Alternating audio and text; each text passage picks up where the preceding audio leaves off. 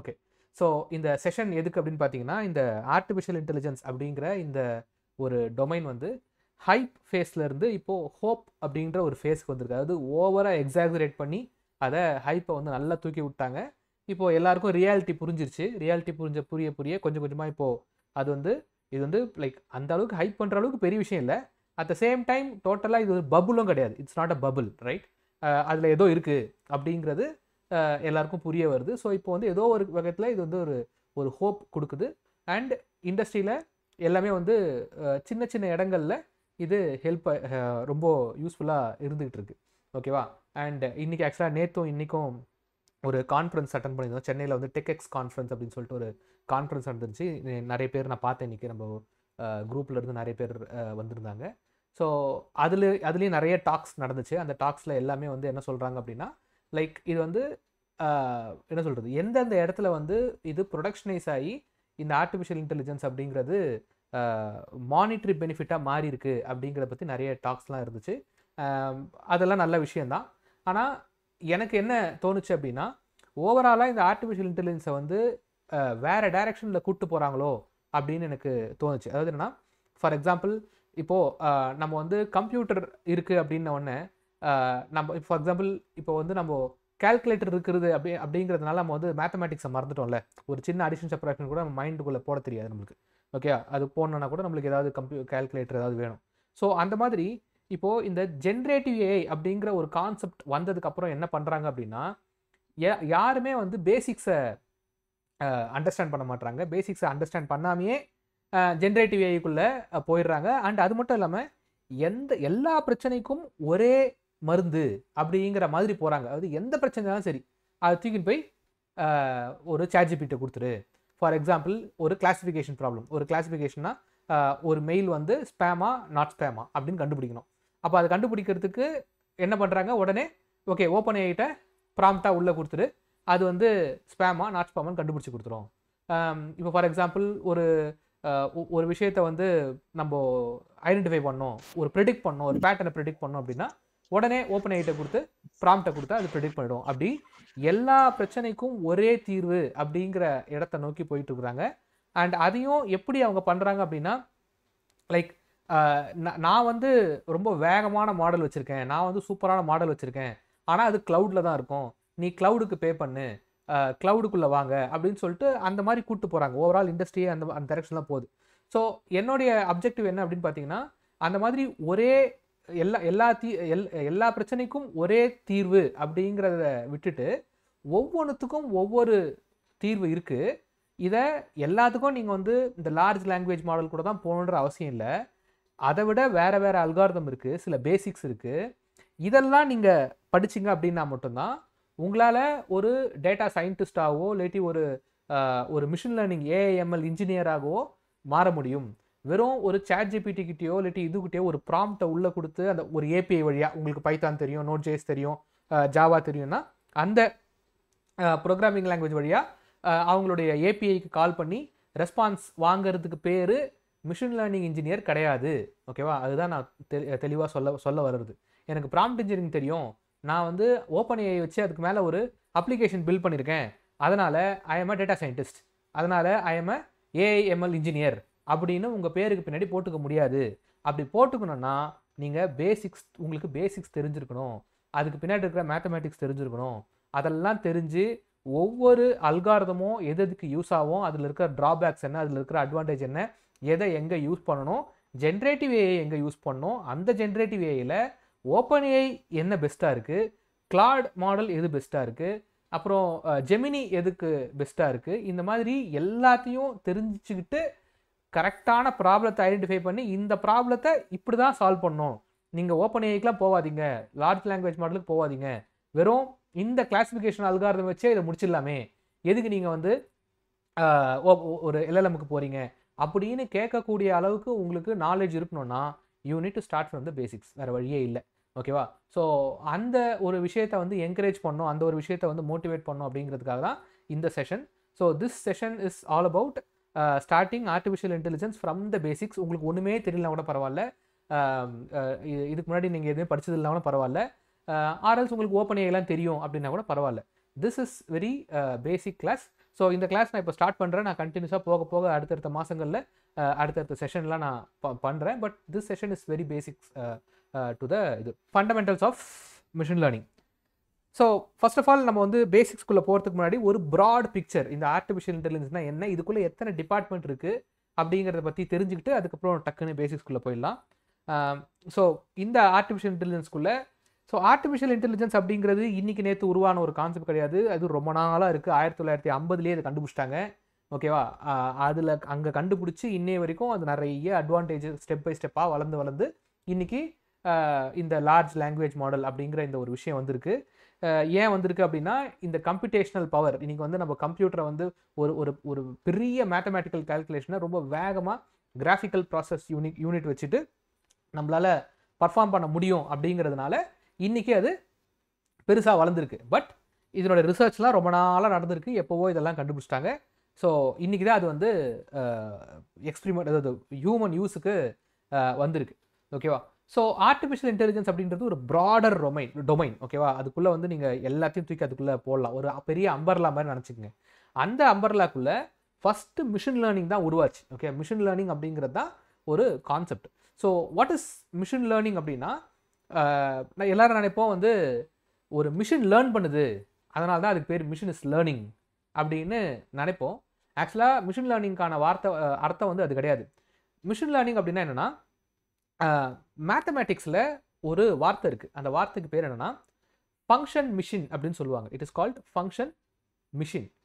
So ஒரு வேரியபிளை ஒரு ஃபங்க்ஷனுக்குள்ளே அனுப்பிச்சிங்க அப்படின்னா அந்த ஃபங்க்ஷன் ஒரு அவுட்புட் கொடுக்கும். இப்போது அந்த ஃபங்க்ஷனை வந்து எப்படி டிசைன் ஆகுது, அந்த ஃபங்க்ஷன் எப்படி டிசைன் ஆகுது அப்படிங்கிறத ஆஸ் அ ஹியூமன் என்னால் அதை புரிஞ்சுக்க முடியுமா அப்படின்னு முயற்சி பண்ணுறதுக்கு பேர் தான், அதாவது as a human I want to understand how the machine is, that is the function is learning. அந்த ஃபங்க்ஷன் எப்படி ஆர்கிடெக்ட் பண்ணப்படுது அப்படிங்கிறத என்னால் புரிஞ்சுக்க முடியுமா அப்படிங்கிறதுக்கு பேர் தான் அது அந்த ஃபங்க்ஷன் மிஷின் அப்படின்னு சொல்கிற அந்த ஒரு வார்த்தையிலேருந்து தான் இந்த மிஷின் லேர்னிங் அப்படிங்கிறது வருது. அதாவது அந்த ஃபங்க்ஷன் மிஷின் எப்படி லேர்ன் பண்ணுதோ அதை ஒரு மனுஷன் புரிஞ்சுக்கிறான். So that is called machine learning. ஓகேவா? So it is not about computer வந்து அதுவாக படிக்குது அப்படிங்கிறது கிடையாது. It's called function machine learning. So அந்த ஃபங்க்ஷன் மிஷின், அந்த மிஷின் லேர்னிங் அப்படிங்கிற அந்த டொமைனுக்குள்ளே நீங்கள் பார்த்தீங்கன்னா ஆர்டிஃபிஷியல் இன்டெலிஜென்ஸ் அப்படிங்கிற இந்த ஒரு பெரிய டொமைனுக்குள்ளே, so we have machine learning. The machine learning is a pattern in the data by training the model. Okay, the machine learns the pattern in the data by training the model. அதுக்குள்ள வந்து we have supervised learning, unsupervised learning, semi supervised learning and reinforcement learning. Supervised learning அப்படின்னா என்னன்னா, ஒரு டேட்டாவை பற்றின முழு idea எனக்கு இருக்கும். ஆஸ் அ ஹியூமனாக எனக்கு இருக்கும்.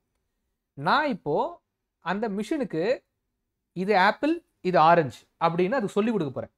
அதுக்கிட்ட வந்து ஒரு 10 ஆப்பிள் ஃபோட்டோவை காமிச்சிட்டு இதான் ஆப்பிள், இதான் ஆப்பிள், இதான் ஆப்பிள் அப்படின்னு சொல்லுவேன். ஒரு 10 ஆரஞ்சு ஃபோட்டோவை காமிச்சிட்டு இதுதான் ஆரஞ்சு, இதுதான் ஆரஞ்சு அப்படின்னு சொல்லுவேன். அந்த மிஷின் என்ன பண்ணிக்கோன்னா அது எல்லாத்தையும் அந்த பேட்டர்னை ரெகக்னைஸ் பண்ணிவிட்டு, இப்போது அது முடிஞ்சதுக்கப்புறமா நான் புதுசாக வேற ஒரு ஆப்பிள் ஃபோட்டோவை எடுத்துகிட்டு வந்து அதுக்கிட்ட காமிச்சா அது ஆப்பிள்னு சொல்லணும். சொல்லுச்சுன்னா அது கரெக்டாக வேலை செய்யுதுன்னு அர்த்தம். ஸோ இது இஸ் கால்ட் சூப்பர்வைஸ்டு லேர்னிங். அதாவது ஒரு ஹியூமனுடைய மேற்பார்வையில் அந்த மிஷின் வந்து அந்த டேட்டாவில் இருக்கிற பேட்டர்ன்ஸை அண்டர்ஸ்டாண்ட் பண்ணி படிச்சுதுன்னா அதுக்கு பேர் வந்து சூப்பர்வைஸ்ட் லேர்னிங். அன்சூப்பர்வைஸ்ட் லேர்னிங் அப்படின்னா என்னென்னா, எனக்கு அந்த டேட்டாவை பற்றி சுத்தமாக தெரியாது, ஒன்றுமே தெரியாது. உதாரணத்துக்கு ஐ எம் ரன்னிங்க, இப்போ ஃபார் எக்ஸாம்பிள் எனக்கு கிரிக்கெட் விளையாடுறாங்கல்ல, எனக்கு கடந்த 50 வருஷம் இந்தியன் கிரிக்கெட் டீம் விளையாடின எல்லா மேட்சினோட ரன்ஸ் இருக்குது, எந்த பிளேயர் எந்த இடத்துல எத்தனை பாலில் எவ்வளோ 100 வச்சாங்க, எவ்வளோ சிக்ஸர் போச்சு, எவ்வளோ ஃபோர்ஸ் போச்சு, எல்லா டேட்டாவும் இருக்குது. ஆனால் ஐ வாண்ட் டு லைக் அதுலேருந்து ஏதாவது ஒரு இன்ஃபர்மேஷனை எடுக்க முடியுமான்னு கேட்டால் அது பெருசாக இருக்கும். ஓகேவா? அதுலேருந்து ஒரு ஹியூமனோட கண்ணுக்கு புலப்படாத, கண்டுபிடிக்க முடியாத ஒரு டேட்டாவை, ஒரு பேட்டர்னை ஐடென்டிஃபை பண்ணி அதுலேருந்து வெளியேடு அப்படின்னு சொல்கிறது அன்சூப்பர்வைஸ்ட் லேர்னிங். சிம்பிளாக it's called clustering and grouping சொல்லுவாங்க. இவ்வளோ டேட்டா இருக்குது, நீயே பார்த்துக்கோ, நீயே புரிஞ்சுக்கோ, உனக்கு எது எது கரெக்டுன்னு படுதோ அதெல்லாம் ஒரு குரூப் பண்ணு. நீ குரூப் பண்ண நான் அதுலேருந்து புரிஞ்சுக்கிறேன். ஓகே, இதெல்லாம் ஒரு கேட்டகரி போல் இருக்கு, இதெல்லாம் ஒரு கேட்டகரி போல். நான் ஹேஸ் அ ஹியூமனாக நான் எதுவுமே சொல்ல அதுக்கிட்ட. அதுவாக எதையோ ஒன்று புரிஞ்சுக்கிட்டு அது என்ன புரிஞ்சுக்கிட்டோ அதுலேருந்து நான் ஒரு பேட்டர்ன் ஐடென்டிஃபை பண்ணேன்னா that is called unsupervised learning. So semi supervised learning அப்படிங்கிறது அந்த வார்த்தையிலேயே இருக்குது. சூப்பர்வைஸ்ட் லேர்னிங்கையும் அன்சூப்பர்வைஸ்ட் லேர்னிங்கையும் ஒரு 50-50 ப்ரொபோர்ஷனில் மிக்ஸ் பண்ணால் that is called semi supervised learning. So அது பாதி டேட்டா வந்து லேபிள்டாக இருக்கும். லேபிள்டுனா எனக்கே தெரியும், ஹியூமனுக்கே தெரியும் இதுதான் அப்படின்ட்டு. சில டேட்டாலாம் வந்து எனக்கே தெரியாது இது என்னது அப்படின்றது எனக்கே தெரியாது. ஓகேவா? ஸோ அந்த மாதிரி இருந்துச்சுன்னா that is called semi supervised learning. Reinforcement learning அப்படிங்கிறது என்னன்னா, அதாவது அந்த machine it will take some action and அதுலேருந்து பாடம் கற்றுக்கும். உதாரணத்துக்கு ஒரு குட்டி ரோபோட் இருக்குன்னு வச்சுக்கோங்க. அந்த ரோபோட் வந்து அப்படியே போயிட்டே இருக்குது, டக்குன்னு முட்டிக்குது ஒரு இடத்துல. முட்டிக்கிட்ட வந்து தெரியும், ஓகே நம்மளுக்கு வந்து நம்ம வந்து இங்கே போகக்கூடாது. அந்த ரோபோட்டினுடைய கோல் என்ன அப்படின்னா, அந்த மேஸை விட்டு வெளியில் போகணும். ஒரு மேஸ்க்குள்ளே இருக்குன்னு வச்சுக்கங்களேன், ஒரு பாக்ஸ் இருக்குது, அந்த பாக்ஸை விட்டு வெளியில் போகணும். அதுதான் அந்த ரோபோட்டுக்கு விதிக்கப்பட்ட ஒரு கோல், எண்ட் கோல். இப்போ அந்த ரோபோட் என்ன பண்ணணும்னா நேராக போவோம், ஃபஸ்ட்டு இடத்துல முட்டிக்கும், திருப்பி முதல்ல இருந்து ஆரம்பிக்கும். அப்போது ஏற்கனவே நம்ம அங்கே போய் முட்டிக்கிட்டோம், இப்போ அங்கே போகக்கூடாது அப்படின்னு தெரிஞ்சு நேராக போய் லைட்டாக லெஃப்ட் திரும்போம். லெஃப்ட் திருப்பினா அங்கே ஒரு பள்ளம் இருக்கும், பள்ளத்தில் விழுந்துரும். அப்போ அதுக்கு தெரியும், ஓகே நம்ம நேராக போய் முட்டவும் கூடாது, லெஃப்ட்டில் திரும்பினா பள்ளமும் வந்துடும். அப்போ லைட்டாக இன்னும் கொஞ்சம் திரும்பி வேறு ரைட்டு பக்கம் போவோம் அப்படின்னு சொல்லிட்டு போவோம். இந்த மாதிரி போய் என்ன ஆகும் அப்படின்னா, ஒரு கட்டத்தில் நிறைய ஐட்ரேஷன் போயிட்டு ஏதோ ஒரு பாயிண்டில் அது வெளியில் போகிறதுக்கான வழியை கண்டுபிடிச்சிடும் அதுவே. So that is called reinforcement learning. So இதுக்கான பெஸ்ட் எக்ஸாம்பிள் வந்து இப்போ ரீசெண்டாக சந்திரயான் இதில் வந்து ரோவர்னு ஒன்று அனுப்பிச்சாங்க. இப்போ நீங்கள் பார்த்துருப்பீங்க. அந்த அந்த அந்த பிரக்ஞான் அப்படின்ற விக்ரம் அப்படிங்கிற லேண்டர்லேருந்து ஒரு பிரக்ஞான் அப்படிங்கிற ஒரு ரோவர் ஒன்று வெளியில் வந்து அப்படியே போவோம். கரெக்டாக? அது எப்படி அது வந்து நீங்கள் நல்லா அந்த வீடியோவில் நல்லா பார்த்துருப்பீங்க. ஒரு இறங்கின உடனே ஒரு பள்ளம் இருக்கும், ஆனால் அந்த பள்ளத்தை தாண்டி அது போகும், உள்ளே இறங்கி கூட போகும். ஸோ அது எப்படி அது போகுது அப்படின்னா, அந்த மாதிரியான ஒரு என்விரான்மெண்ட்டை இங்கே பூமியிலே வச்சு அதை மல்டிபிள் டைம்ஸ் ட்ரை பண்ணியிருப்பாங்க. அதனுடைய விஷன், அதனுடைய கேமராலேருந்து வர ஃபுட்டேஜ், இந்த பக்கம் போகக்கூடாது, இந்த பக்கம் போகணும் அப்படிங்கிறதெல்லாம் அவங்க ட்ரெயின் பண்ணி வச்சுருப்பாங்க. அதை வச்சு தான் அந்த ரோவர் வந்து வேறு டைரெக்ஷனில் போச்சு. So this is called machine learning. So machine learning படித்ததுக்கு அப்புறமா என்ன வந்துச்சு அப்படின்னா, நடுவில் கொஞ்ச நாள் வந்து டீப் லேர்னிங் நியூரல் நெட்வொர்க் அப்படின்னு பேசிகிட்டு இருந்தாங்க. ஸோ அதுக்கப்புறம் வந்து டீப் லேர்னிங்கில் என்ன பண்ணாங்க அப்படின்னா, neural network with interconnected notes, அதாவது மனுஷனுடைய மூளை வந்து நியூரான்ஸால் கனெக்ட் பண்ணப்பட்டிருக்கும். ஸோ அந்த நியூரான்ஸை பார்த்துட்டு இதே மாதிரியான நியூரான்ஸை வச்சு நம்ம ஒரு ஆர்கிடெக்சரை பில்ட் பண்ண முடியாதா அப்படின்றத யோசிச்சு அதுக்கப்புறம் அதை பண்ணாங்க. அதுலேயும் சூப்பர்வைஸ் லேர்னிங் இருக்குது, அன்சூப்பர்வைஸ் லேர்னிங் இருக்குது, செமி சூப்பர்வைஸ் லேர்னிங் இருக்குது. இதில் டீப் நியூரல் நெட்வொர்க்லையும் அதுக்கப்புறம் வந்தது தான் ஜென்ரேட்டிவ் ஏஐ. ஸோ ஜென்ரேட்டிவ் ஏஐங்கிறது உடனே வரல. மிஷின் லேர்னிங் அப்புறம் டீப் லேர்னிங் அப்புறம் generative AI. So generative AI அப்படிங்கிறது it will generate something, it will generate a kind of a text or audio or a video. ஓகேவா? இதை வந்து ஜென்ரேட் பண்ணுறது தான் என்னது ஜென்ரேட்டிவ் ஏஐ அப்படிங்கிறது. ஸோ அந்த ஜென்ரேட்டிவ் ஏஐக்கு நீங்கள் வரணும், நீங்கள் ஒரு ஸ்டூடெண்ட்டாவோ இல்லாட்டி நீங்கள் ஒரு ஏஎம்எல் இன்ஜினியராகவோ நீங்கள் மாறணும் அப்படின்னா இந்த பாத்தை நீங்கள் படித்தாதான் அதுக்குள்ளே போக முடியும். ஜஸ்ட் லைக் தட் ஒரு ஏஐ மாடல் எடுத்து வச்சுக்கிட்டு ஒரு இதுவை பண்ணுறது வந்து கொஞ்சம் அது கரெக்டான ரூட்டு கிடையாது அப்படின்னு சொல்ல வரேன். இருக்குது, வேலை கிடைக்கும், அது மாதிரிலாம் நிறைய கம்பெனிஸ் அது மாதிரி ஆளுங்க எடுக்கிறாங்க.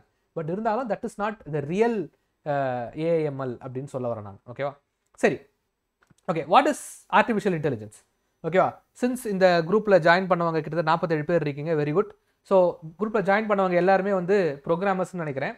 ஸோ ஆர்டிஃபிஷியல் இன்டெலிஜென்ஸ் அப்படிங்கிறது வந்து நம்மளுடைய எண்டு கோல் என்னவா இருக்கணும்னா, ஒரு மிஷின், அந்த மிஷின் கிட்ட ஆக்சுவலாக இப்போ ஃபார் எக்ஸாம்பிள் ஒரு மனுஷனுக்கு அன்றாட வாழ்க்கையில் இருக்கிற ஒரு பெரிய பிரச்சனை என்ன அப்படின்னு யாராவது சொல்ல முடியுமா? எனி சேட்டில் சொல்லுங்கள், மைக் ஆன் பண்ணி சொல்லணும்னு அவசியம் இல்லை, ஜஸ்ட் சேட்டில் சொல்லுங்கள். ஒரு மனுஷனுக்கு ஒரு நாளைக்கு காலைல தூங்கி எழுந்தா அன்னைக்கு திருப்பி தூங்குற போகிற வரைக்கும் இருக்கிற ஒரு பெரிய பிரச்சனை. எஸ், டிசிஷன் மேக்கிங் அப்படின்னா எங்கெங்கெல்லாம் டிசிஷன் எடுப்பாங்க அப்படின்னு பார்த்தீங்கன்னா, லைக் எல்லாத்துலேயுமே டிசிஷன் எடுக்கணும். உதாரணத்துக்கு ஃபார் எக்ஸாம்பிள் தூங்கி எழுந்தால் என்ன கலர் ட்ரெஸ்ஸு போடுறது, ஓகேவா, இன்றைக்கி ஆஃபீஸ்க்கு காரில் போகிறதா பைக்கில் போடுறதா, இன்றைக்கி வந்து லைக் ரோட்டில் போகும்போது லெஃப்ட் திரும்புறதா ரைட்டு திரும்புறதா, இந்த மாதிரி ஒவ்வொரு செகண்டும் ஹியூமன் வந்து டிசிஷன் எடுத்துக்கிட்டே இருக்கிறான். ஓகேவா, அந்த டிசிஷன் அப்படிங்கிறது ஒவ்வொரு செகண்டும் ஒவ்வொரு நொடியும் நம்ம மைண்டுக்குள்ளே நடந்துக்கிட்டே இருக்குது. ஸோ இப்போ நம்மளுடைய நோக்கம் என்னென்னா, இந்த முடிவெடுக்கிற இந்த ஒரு திறனை இல்லாட்டி இந்த ஒரு விஷயத்த ஒரு மிஷின் கிட்ட கொடுத்துட்டு, நீ என்ன சொல்கிற அதை நான் செய்கிறேன்ப்பா, நீயே முடிவெடு, என்ன பண்ணணும்னு சொல்லு, அதை நான் செய்கிறேன், அந்த முடிவெடுக்கிற வேலை எனக்கு வேணாம் அப்படின்னு நம்ம ஒரு மிஷின் கிட்ட கொடுக்க முடியுமா அப்படிங்கிற ஒரு ஆராய்ச்சி தான் பல வருஷமாக போயிட்டுருக்கு. ரொம்ப வருஷமாக இதுதான் நம்மளுடைய அல்டிமேட் எய்ம். எப்படி ஒரு மனுஷன் வந்து ரொம்ப நாளாக பறக்கணும்னு ஆசைப்பட்டுட்டு இருந்தானோ, அந்த மாதிரி ஒரு மனுஷன் நான் முடிவெடுக்க மாட்டேன், நான் சும்மா உட்காந்துட்டு இருப்பேன், அந்த மிஷின் எனக்கு சொல்லிட்டோம், நான் அந்த வேலையை செஞ்சுட்டு போகிறேன் அப்படின்றது ஒரு நோக்கமாக ரொம்ப நாளாக மனுஷன் முயற்சி பண்ணிகிட்டு இருக்கான். ஸோ நம்மளுடைய அல்டிமேட் கோல், ஆர்டிஃபிஷியல் இன்டெலிஜென்ஸோட அல்டிமேட் கோல் என்னென்னா, we need to create a agent or a bot, a robot which will take decision and act on the decision. அந்த டிசிஷன் எடுக்கிறது மட்டும், முடிவு எடுக்கிறது மட்டும் இல்லை, அந்த முடிவை செயல்படுத்தவும் செய்யணும். அப்படி செயல்படுத்துகிற மாதிரியான ஒரு மிஷினையோ இல்லாட்டி ஒரு ரோபோட்டையோ உருவாக்கிட்டோன்னா அதுதான் எண்டு கோல். நம்ம கோலை ரீச் பண்ணிட்டோன்னு அர்த்தம். அப்போ அந்த கோலை ரீச் பண்ணோன்னா the only road map is the data science. அதாவது நம்மளோட இப்போ இந்த ஸ்க்ரீன் பார்த்தா தெரியும் உங்களுக்கு, there is a AI agent, ultimate goal இந்த ஏஜென்ட்டை ரீச் பண்ணுறது தான். ஓகேவா, அதுக்கு போய் சேர வேண்டிய பாதை டேட்டா சயின்ஸ். ஓகே, டேட்டா சயின்ஸை நான் எப்படி, அப்படியே டேட்டாலாம் இருக்குது, அப்படியே அதுலேருந்து இன்சைட்ஸை எடுத்துட முடியுமான்னு கேட்டால் முடியாது. ஆஸ் அ ஹியூமனாக என்கிட்ட சில டூல்ஸ் வேணும். That tools is called machine learning and data mining. So machine லேர்னிங்கும் டேட்டா மைனிங்கும் இல்லைன்னா நம்மளால் என்ன பண்ண முடியாதுன்னா, அந்த டேட்டாலேருந்து நம்மளால் இன்சைட்ஸை எடுக்க முடியாது, டேட்டா சயின்ஸே பண்ண முடியாது. டேட்டா சயின்ஸே பண்ணல அப்படின்னா அல்டிமேட் கோலான அந்த ஏஐ ஏஜென்ட்டை உருவாக்க முடியாது. ஸோ இதுதான் வந்து புரிஞ்சிக்க வேண்டியது. ஸோ இன்றைக்கி நம்ம கிளாஸில் என்ன படிக்க போகிறோன்னா, இந்த மிஷின் லேர்னிங், அதாவது இந்த டேட்டா சயின்ஸை பண்ணுறதுக்கான அந்த டூலான மிஷின் லேர்னிங்கோடைய பேசிக்ஸை தான் நம்ம இன்றைக்கி கிளாஸில் பார்க்க போகிறோம். ஓகேவா, ஸோ சின்ஸ் இந்த குரூப்பில் இருக்கிறவங்க எல்லாருமே, அட்டன் பண்ணுறவங்க எல்லாருமே வந்து டெவலப்பர்ஸ், கண்டிப்பாக கம்ப்யூட்டர் ப்ரோக்ராமிங்கில் இருந்திருப்பீங்க. ஸோ உங்கள் எல்லாருக்குமே தெரியும் நம்ம காலங்காலமாக எப்படி இப்போ கம்ப்யூட்டர் பண்ணிகிட்ருக்குறோன்னா, அதாவது ப்ரோக்ராமிங் பண்ணிகிட்ருக்கோன்னா, நம்மக்கிட்ட வந்து ரூல்ஸ் தெரியும். உதாரணத்துக்கு 2 நம்பர் ஆட் பண்ணோம், 2 + 2 and 2, 2,2, இது ரெண்டுத்தையும் ஆட் பண்ணோன்னா என்ன பண்ணோம் நமக்கு தெரியும். என்ன பண்ணோம், A + B. ஓகேவா, ஸோ ஃபார்முலா நமக்கு தெரியும், டேட்டாவும் நமக்கு தெரியும். அதை தூக்கிட்டு போய் நீங்கள் கம்ப்யூட்டர்கிட்ட கொடுத்தீங்கன்னா அது 4ன்னு ஆன்சர் கொடுக்கும். இதுதான் நம்ம ரொம்ப நாளாக பண்ணிகிட்டு இருக்கோம். கரெக்டாக? ஸோ நம்ம எதை உள்ளே அனுப்புகிறோம், ரூல்ஸை உள்ளே அனுப்புகிறோம், டேட்டாவை உள்ளே அனுப்புகிறோம், அண்ட் அவுட்புட் என்ன வருதுன்னா ஆன்சர் வருது. இதுதான் காலங்காலமாக பண்ணிகிட்டு இருக்கிறது. ஆனால் இப்போ மிஷின் லேர்னிங்கில் நம்ம என்ன பண்ண போகிறோம் அப்படின்னு பார்த்தீங்கன்னா, அதாவது அந்த டேட்டா சயின்ஸுக்கு தேவையான அந்த டூல், அந்த மிஷின் லேர்னிங் நம்ம என்ன பண்ண போகிறோம்னா, அப்படியே கொஞ்சம் வித்தியாசமாக யோசிக்க போகிறோம். என்ன யோசிக்க போகிறோம்னா, 4 அப்படிங்கிற ஆன்சரை உள்ளே அனுப்பிச்சிருவோம். ஓகேவா, 2 + 2, அது 2,2 அப்படிங்கிற டேட்டாவையும் உள்ளே அனுப்பிச்சிருவோம். இந்த மிஷின் லேர்னிங் என்ன கண்டுபிடிக்கும்னா, A + Bங்கிறத கண்டுபிடிக்கும். அவுட்புட் என்ன வரும், A + Bன்னு வரும். இதுதான் மிஷின் லேர்னிங். ட்ரெடிஷ்னல் ப்ரோக்ராமிங் லாங்குவேஜுக்கும் மிஷின் லேர்னிங்க்கும் உள்ள வித்தியாசம் இதுதான். ஸோ நீங்கள் எல்லாரும் பைத்தானில், ஜாவா ஸ்கிரிப்டில் வந்து ஒரு ஃபங்க்ஷன் எழுதியிருப்பீங்க. A function will take a parameter. கரெக்டாக? அந்த பேராமீட்டருக்குள்ளே எழுதுகிற லாஜிக் யார் எழுதுவா, நாம் தானே எழுதுவோம். இப்போ நம்ம என்ன பண்ண போகிறோம்னா, நம்ம பேராமீட்டரை உள்ளே பாஸ் பண்ணுறோம், எனக்கு என்ன அவுட்புட் வேணுங்கிறத நான் சொல்லிவிடுவேன். ஆனால் உள்ளுக்குள்ளே இருக்கிற அந்த ஃபங்க்ஷனுக்குள்ளே இருக்கிற லாஜிக்கை நீயே எழுதிக்கோ அப்படின்னு சொல்ல போகிறோம் அதுக்கிட்ட. ஓகே, நீயே கண்டுபிடிச்சிக்கோ, இந்த நான் ஒரு 100 டேட்டா தரேன், இதெல்லாத்தையும் பார்த்துக்கோ, நீயே அந்த ஃபங்க்ஷன் எழுதிக்கோ அப்படின்னு சொல்ல போகிறோம். ஸோ நம்ம என்ன பண்ண போகிறோம், மிஷின் லேர்னிங்கில் கொஞ்சம் வித்தியாசமாக யோசிக்கணும். எப்போவுமே ஒரு டிப்பிக்கல் ப்ரோக்ராமர் மைண்ட் செட்லேருந்து யோசிக்காமல் கொஞ்சம் வித்தியாசமாக யோசிங்க. எப்படின்னா, நாம் ஆன்சரை உள்ளே கொடுத்துருவோம், டேட்டாவை உள்ளே கொடுத்துருவோம், அது a + b அப்படிங்கிற ஃபார்முலாவை கண்டுபிடிச்சு இதான் ஃபார்முலா அப்படின்னு சொல்லும். ஓகேவா? இப்போ என் ஸ்க்ரீனில் வந்து ஒரு நம்பர் தெரியுது. ஓகேவா? ஸோ இந்த நம்பருக்கான ஆன்சர் அதாவதுன்னா 30 அப்படிங்கிற இன்புட்டை உள்ளே கொடுத்தா 86 அப்படிங்கிறது உள்ளே வருது, அவுட்புட்டாக வருது. 35 இன்புட்டாக உள்ளே கொடுத்தா 95 வருது. 40 இன்புட்டாக கொடுத்தா 104 வருது. 45 இன்புட்டாக கொடுத்தா 113 வருது. அப்போது 50 இன்புட்டாக கொடுத்தா என்ன வரும்? Any answers? கொஞ்சம் எடுத்துகிட்ட கடகடன்னு பேப்பர் பேனால் போட்டு எனக்கு சொல்லுங்கள் பார்ப்போம். 122. சரி, ஏன் 122? எனக்கு வந்து ஏன் 122 வந்துச்சுன்றது யாராவது கொஞ்சம் சொல்லுங்க பார்ப்போம். கரெக்டாக +9 ஈச். சரி, ஓகே ஓகே, நீங்கள் சொல்லிட்டீங்க +9 பண்ணால் ஆன்சர் வந்துடும். இப்போ நான் இன்னொரு கேள்வி கேட்குறேன். 85 இதை நான் உள்ள இன்புட்டாக கொடுக்குறேன். இப்போ என்ன அவுட்புட் வரும்? 85 இன்புட்டாக கொடுத்தா என்ன அவுட்புட் வரும்? நீங்கள் என்ன சொல்கிறீங்க? இந்த நம்பர்லேருந்து இந்த நம்பருக்கு போகணுன்னா +9 ஆட் பண்ணால் போயினே இருக்கலாம் அப்படின்னு சொல்கிறீங்க. அப்போ இங்கேயும் +9 பண்ணால் 122 வந்துடும் சொல்கிறீங்க. சரி, ஓகே, இந்த பேட்டர்னை கண்டுபிடிச்சிட்டிங்க. நான் வந்து இந்த சீக்வன்ஸில் இல்லாத கொஞ்சம் தள்ளி இருக்கிற ஒரு நம்பரை கொடுக்குறேன், 85ன்னு. 84 பார்த்துருந்தீங்கன்னா இந்நேரம் 85 கண்டுபிடிச்சிருக்கலாம். ஓகேவா? ஸோ 217 அப்படின்னு சொல்கிறீங்க யாரோ, 77 அப்படின்னு யாரோ சொல்கிறீங்க. ஓகே, சரி, இந்த 85 உள்ளே போச்சுன்னா என்ன அவுட்புட் வரும் அப்படிங்கிறத இந்த செஷனோட கடைசியில் பார்க்கலாம். சரியா? ரைட். ஸோ இப்போ உங்களுக்கு இது புரிஞ்சுதுன்னு நினைக்கிறேன். இப்போது ஒரு ஹியூமனாக நீங்கள் என்ன பண்ணுறீங்கன்னா, இந்த இன்புட்டுக்கும் இந்த அவுட்புட்டுக்கும் உள்ளே இருக்கிற அந்த ஃபார்முலாவை கண்டுபிடிக்க முயற்சி பண்ணுங்கன்னு தான் நான் சொல்கிறேன். நீங்கள் பேட்டர்னை கண்டுபிடிக்கிறீங்க. பேட்டர்ன் +9 பண்ணால் போயிட்டே இருக்கும் அப்படின்றீங்க. பட் நான் சொல்கிறது, இந்த இன்புட்டுக்கும் அந்த அவுட்புட்டுக்கும் உள்ள நடுவில் இருக்கிற ஒரு ஃபார்முலா இருக்குது. அந்த ஃபார்முலாவை கண்டுபிடிக்கணும். அந்த ஃபார்முலாவை ஆஸ் எ ஹியூமனாக நம்மளால் கண்டுபிடிக்க முடியாது. பட் சில மேத்தமேட்டிக்ஸ் ட்ரிக்ஸை வச்சுக்கிட்டு நம்ம அதை அச்சீவ் பண்ண முடியும் அப்படிங்கிறது தான் என்னோட பாயிண்ட்டு. ஸோ ஆன்சர் வந்து 122 தான், கரெக்டு தான். Answer is 122. பட் எப்படி இது 122 அப்படின்னு பார்த்தீங்கன்னா, it is nothing but Celsius to Fahrenheit convert பண்ணுற ஒரு ஃபார்முலா. ஓகேவா? செல்சியஸ் டு ஃபாரன்ஹீட் கன்வெர்ட் பண்ணுற ஒரு formula. So Celsius to Fahrenheit எப்படி கன்வெர்ட் பண்ணுறது? So like for example, if 85 is a Celsius into 1.8 + 32. ஓகேவா? ஸோ இதுதான் வந்து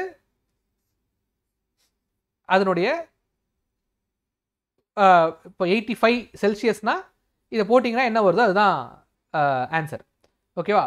ஸோ அப்போது ஆஸ் அ ஹியூமனாக எனக்கு தெரியுது, நான் என்ன பண்ணுறேன்,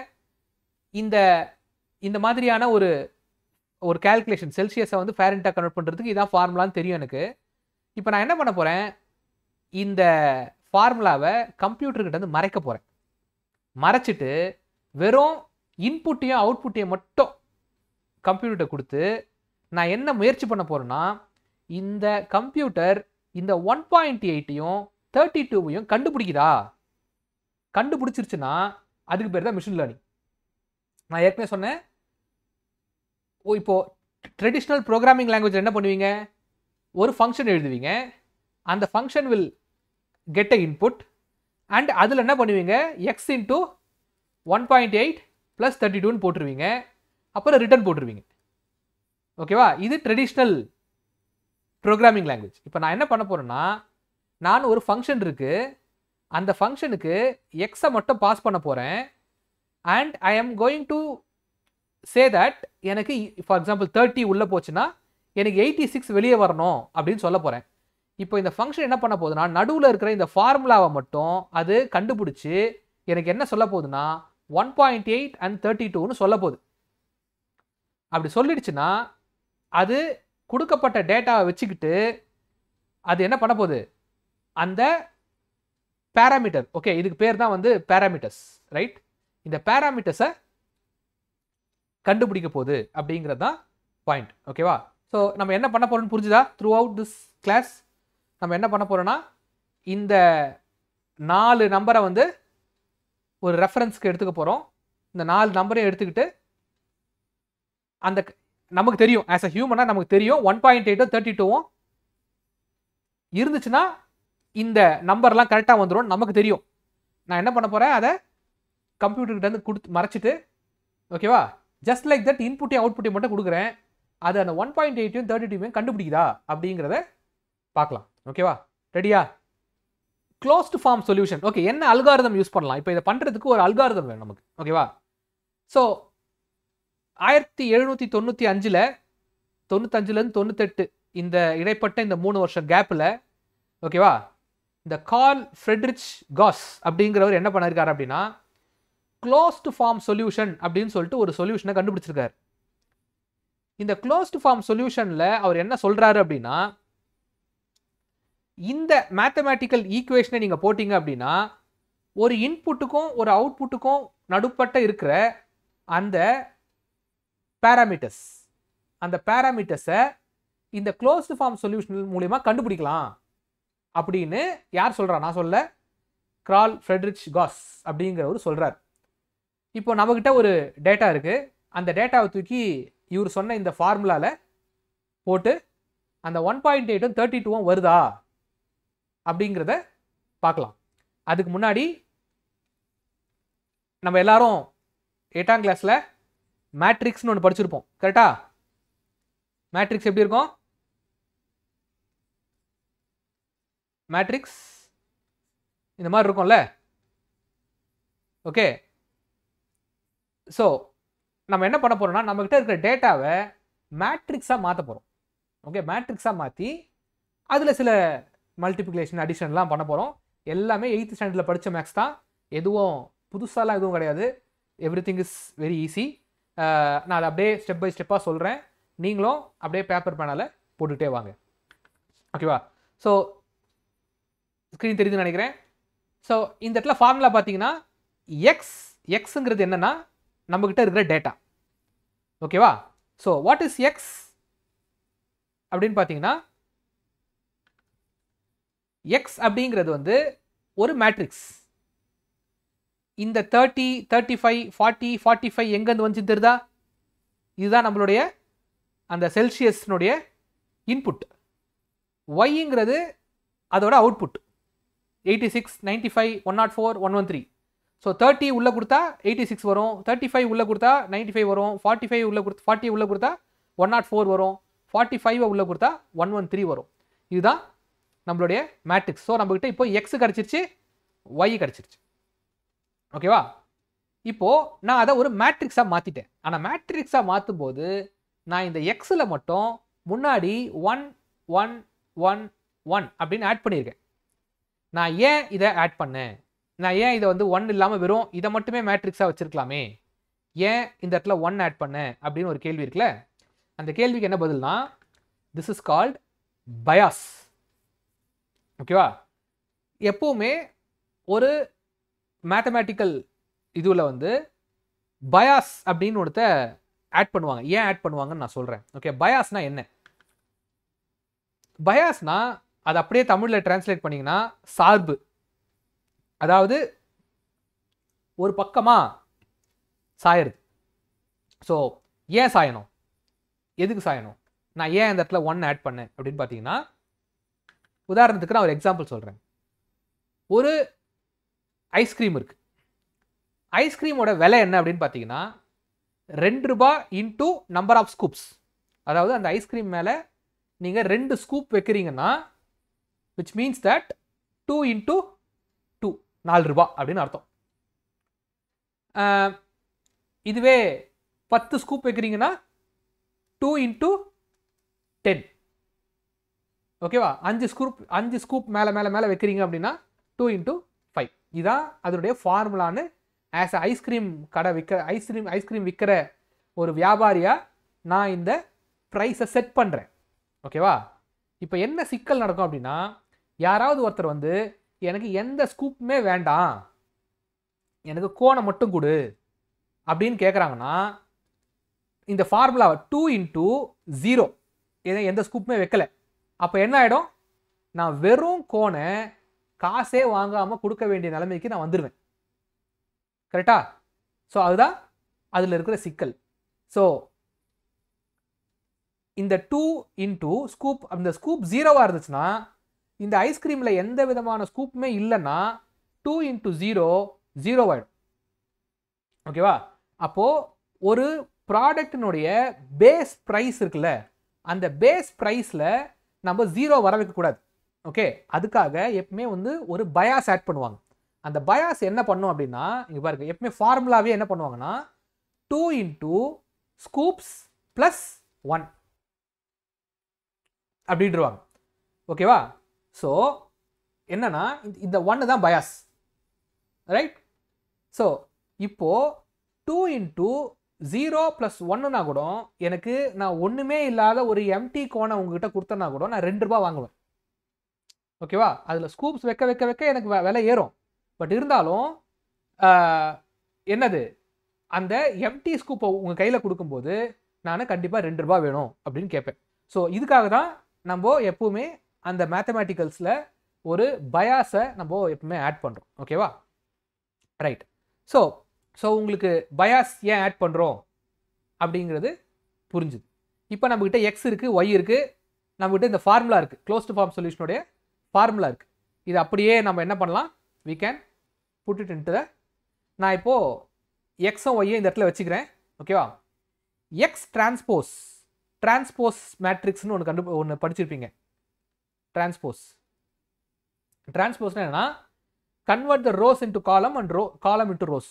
ரோவை காலமாக மாற்றணும், காலமை ரோவை மாற்றணும். அப்போது இந்த மேட்ரிக்ஸ் இருக்குல்ல, இந்த 1 1 1 30 50 30 35 40 45, இதை வந்து நான் அப்படியே ரோவை காலமாக மாற்றுறேன், காலமை ரோவாக மாற்றுறேன். ஓகேவா? அப்படி மாற்றும்போது எனக்கு எக்ஸ் டிரான்ஸ்போஸ் கிடச்சிருச்சு. அதாவது இந்த மொத வேரியபிள் தெரிந்தாங்க, இந்த மொத வேரியபிள், ரைட்? ஓகே, இப்போ எக்ஸ் டிரான்ஸ்போஸ் நான் எடுத்து தனியாக இங்கே வச்சுக்கிறேன். இப்போ அடுத்து என்ன சொல்லுதுன்னா, எக்ஸ் டிரான்ஸ்போஸையும் எக்ஸையும் மல்டிப்ளை பண்ணு அப்படின்னு சொல்லுது. மேட்ரிக்ஸ் மல்டிப்ளிகேஷன் எப்படி பண்ணோம் அப்படின்றத நம்மளுக்கு ஸ்கூலில் சொல்லி கொடுத்துருப்பாங்க. 8th ஸ்டாண்டர்டில் சொல்லி கொடுத்துருப்பாங்க. எப்படி சொல்லி கொடுத்துருப்பாங்கன்னா, 2 மேட்ரிக்ஸை மல்டிப்ளை பண்ண முடியுமா முடியாதா அப்படின்னு ஃபஸ்ட்டு கண்டுபிடிக்கணும். ஏன்னா சில நேரங்களில் 2 மேட்ரிக்ஸை மல்டிப்ளை பண்ண முடியாமல் போகும். எப்போ மல்டிப்ளை பண்ண முடியும் அப்படின்னு பார்த்தீங்கன்னா, 2 இன்டூ 5, அதாவது 2 ரோஸ் அண்ட் 5 காலம்ஸ் இருக்கிற ஒரு மேட்ரிக்ஸை எப்போவுமே நம்ம 5 ரோஸ் இன்டூ 3, அதாவது இந்த 2 நம்பரும் ஒன்றா வரணும். இந்த 2 நம்பரும் ஒன்றா வந்தால் மட்டும்தான் இந்த 2 மேட்ரிக்ஸை நம்மளால் மல்டிப்ளை பண்ண முடியும். அப்படி வரலன்னா இந்த மேட்ரிக்ஸை மல்டிப்ளை பண்ண முடியாதுன்னு அர்த்தம். ஓகேவா? ஸோ 2 இன்டூ 5 அண்ட் 5 இன்டூ 3, இந்த 2 மேட்ரிக்ஸை மல்டிப்ளை பண்ண முடியும். இப்போ அடுத்த கேள்வி என்னன்னா, இந்த 2 மேட்ரிக்ஸை மல்டிப்ளை பண்ணால் வரப்போகிற ஆன்சர் இருக்குல்ல, அந்த மேட்ரிக்ஸனுடைய ஷேப் எப்படி இருக்கும் அப்படின்னு பார்த்தீங்கன்னா, இந்த நம்பரும் அதாவது 2 இன்டூ 3.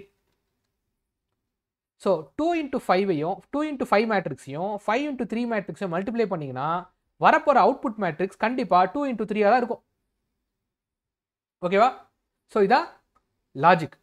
இப்போ அந்த லாஜிக் படி பார்த்தீங்கன்னா, நாம் இந்த இடத்துல 2 இன்டூ 4 மேட்ரிக்ஸையும் 4 இன்டூ 2 மேட்ரிக்ஸையும் மல்டிப்ளை பண்ணுறோம். ஸோ 2 இன்டூ 4ஐயும் 4 இன்டூ 2ஐயும் மல்டிப்ளை பண்ணும்போது நம்மளுக்கு 4 நடுவில் இருக்கிற நம்பர் சேமாக இருக்குது, விச் மீன்ஸ் தட் மல்டிப்ளை பண்ண முடியும். ஓகேவா? இப்போ மல்டிப்ளை பண்ணால் என்ன ஆன்சர் வரும்? வரப்போகிற அந்த மேட்ரிக்ஸினுடைய ஷேப்பு கண்டிப்பாக 2/2 தான் இருக்கும். ஸோ நான் என்ன பண்ணுறேன், 2/2க்கு ஒரு எம்டி மேட்ரிக்ஸை கிரியேட் பண்ணிக்கிறேன். எம்டி மேட்ரிக்ஸ்னால் நல் மேட்ரிக்ஸ், எங்கேயுமே வேல்யூவே இல்லை, இப்போதைக்கு வேல்யூ இல்லை. ஓகேவா? ரைட்? ஸோ வேல்யூ இல்லை. சரி, எப்படி மல்டிப்ளை பண்ணோம்? நான் படிக்கும்போது ஸ்கூலில் எனக்கு எப்படி சொல்லி கொடுத்தாங்க அப்படின்னா, 7 ஷேப்பில் மல்டிப்ளை பண்ண சொல்லுவாங்க. அதாவது இப்படி இந்த ரோவையும் இந்த காலத்தையும், திருப்பி இந்த ரோவையும் இந்த காலத்தையும், அப்புறம் இந்த ரோவையும் இந்த காலத்தையும், அதுக்கப்புறம் இந்த ரோவையும் இந்த காலத்தையும், அந்த மாதிரி 4 வாட்டி பண்ண சொல்லுவாங்க. இப்படி மல்டிப்ளை பண்ணும்போது என்ன வரும்னா, ஸோ இங்கே பாருங்கள், 1 +, அதாவது இந்த ரோவையும் இந்த காலத்தையும் மல்டிப்ளை பண்ணுறேன். ஸோ 1 × 1 1 ப்ளஸ், அது 1 × 1 ப்ளஸ் 1 × 1 ப்ளஸ் 1 × 1 ப்ளஸ் 1 × 1. ஓகே, இதை போட்டால் இது வருதா 1 + 1 + 1 + 1, ரைட்? அடுத்தது இதையும் திருப்பி இதையும், ஓகேவா? So 30 × 1 plus 35 into 1 plus 40 into 1 plus 45 into 1. இந்த ரோ வந்துச்சா, ரைட்? ஸோ ஃபஸ்ட்டு இந்த ரோவையும் இதையும், அதுக்கப்புறம் ஓகே இதையும் ஓகே. அதாவது 1 into 30, 1 into 35, 1 into 40 and 1 into 45, அதுதான் இது. Okay, and 30 into 1, 35 into 1, 40 into 1, 45 into 1, அதுதான் இது. ஓகேவா? இப்போ 30 into 30, 35 into 35, 40 into 40, 45 into 45, அதுதான் இது. ஓகே, ஸோ 4 வாட்டி நம்பரை போட்டாச்சு. இது கடகடன் போட்டு ஆன்சர் என்ன சொல்ல முடியுமா யாராவது? 150. இது 150யா? இதுவும் 150. ஸோ 4 150, இது ஒரு 150, இந்த பக்கம் கிட்டத்தட்ட 5750. ஓகேவா? ஸோ இதுதான் என்னது, எக்ஸ் டிரான்ஸ்போஸ் இன்ட்டு எக்ஸ். இந்த வேல்யூ கட்டிச்சா, இந்த X transpose into X. Okay, so இது இப்போ நம்மளுக்கு கிடச்சிருச்சு. இப்போ நம்ம என்ன பண்ணோம், எக்ஸ் டிரான்ஸ்போஸையும் எக்ஸையும் மல்டிப்ளை பண்ணதுனால எக்ஸ் டிரான்ஸ்போஸ் இன்ட்டு எக்ஸ் நம்மளுக்கு கிடச்சிருச்சு. ரைட், இதை அப்படியே தூக்கி ஓரம் வச்சுப்போம். இப்போ என்ன பண்ண சொல்கிறாங்கன்னா, X transpose into X inverse, இந்த மாதிரி -1 போட்டால் இதுக்கு பேர் என்ன அர்த்தம், இன்வர்ஸ். ஓகேவா? இந்த மேட்ரிக்ஸை இன்வர்ஸ் பண்ண சொல்கிறாங்க. அந்த ஃபார்முலாவில் அவர் என்ன கண்டுபிடிச்சாரு, இந்த மேட்ரிக்ஸை இன்வர்ஸ் பண்ண சொல்கிறார். ஓகே, இன்வர்ஸ்னா என்ன அர்த்தம், இன்வர்ஸ்க்கான ஃபார்முலா என்ன அப்படின்னு பார்த்தீங்கன்னா, a matrix inverse is equal to 1 by determinant of a matrix into adjacent of a matrix. டிட்டர்மினன்ட்னா என்ன, what is determinant of matrix அப்படின்னு ஃபர்ஸ்ட் நம்ம இந்த பார்ட்டை பண்ணுவோம். அதுக்கப்புறமா அட்ஜசண்ட்டை கண்டுபிடிப்போம். அதுக்கப்புறமா 1 by டிட்டர்மினன்ட் இன்டு அட்ஜசண்ட் இதை கண்டுபிடிப்போம். ஓகேவா? ஸோ டிட்டர்மினன்ட் ஆஃப் மேட்ரிக்ஸ் ஒரு 2x2 மேட்ரிக்ஸ்க்கு, ஏன்னா இது 2x2 தானே, இது 2x2 மேட்ரிக்ஸ் தானே இது. ஸோ ஒரு 2x2 மேட்ரிக்ஸ்க்கு டிட்டர்மினன்ட்டை எப்படி கண்டுபிடிக்கணும்னா, a into b minus c into d, அதாவது இதையும் மல்டிப்ளை பண்ணோம், மைனஸ் இதையும் மல்டிப்ளை பண்ணோம், பண்ணா வரக்கூடிய ஆன்சர் இட்ஸ் அ டிட்டர்மினன்ட். அதாவது 4 into 5750 மைனஸ் 150 into 150. ஓகேவா? இதையும் மல்டிப்ளை பண்ணோம் அண்ட் இதையும் மல்டிப்ளை பண்ணி ரெண்டுத்தையும் மைனஸ் பண்ணும். ஓகேவா? மைனஸ் பண்ணால் நம்மளுக்கு என்ன கிடச்சிரும், டிட்டர்மினன்ட் கிடச்சிரும். ஓகேவா? டிட்டர்மினன்ட் கிடச்சிச்சுன்னா நம்மளுக்கு இங்கே பாருங்க, 5750 into 4 is 23,000 minus 150 into 150 22,500. So 23,000ல் 22,500 போச்சுன்னா ஆன்சர் வந்து டிட்டர்மினன்ட் வந்து 500. ஓகேவா?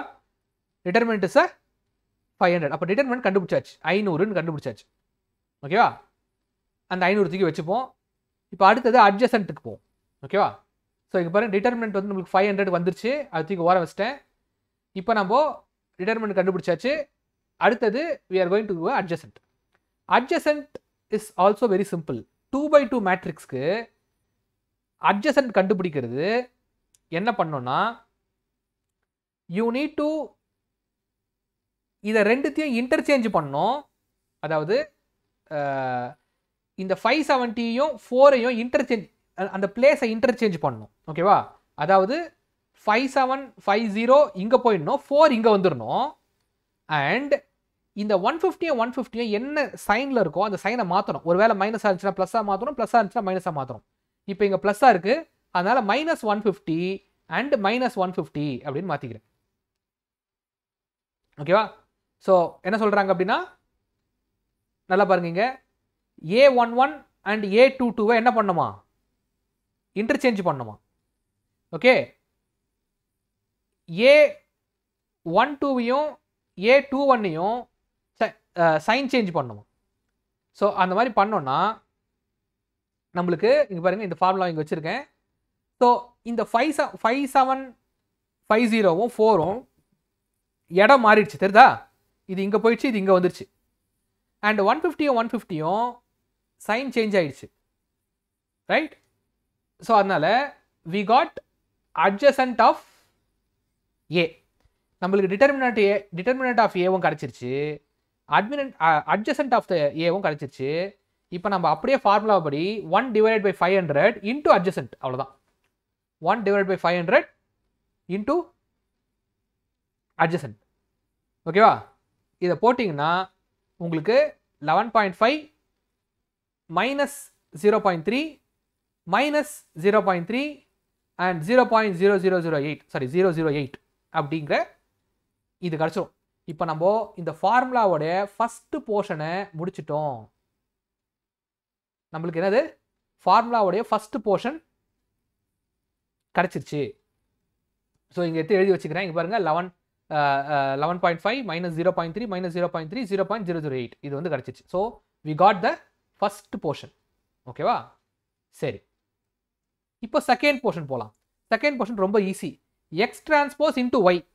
நம்மகிட்ட தான் எக்ஸ் டிரான்ஸ்போஸ் தோ இருக்கு எக்ஸ் டிரான்ஸ்போஸு, ஒய் வந்து தோ இருக்கு. ஓகேவா. இது ரெண்டுத்தையும் மல்டிப்ளை, சேம் மல்டிப்ளிகேஷனோட ஃபார்முலா உங்களுக்கு தெரியும்.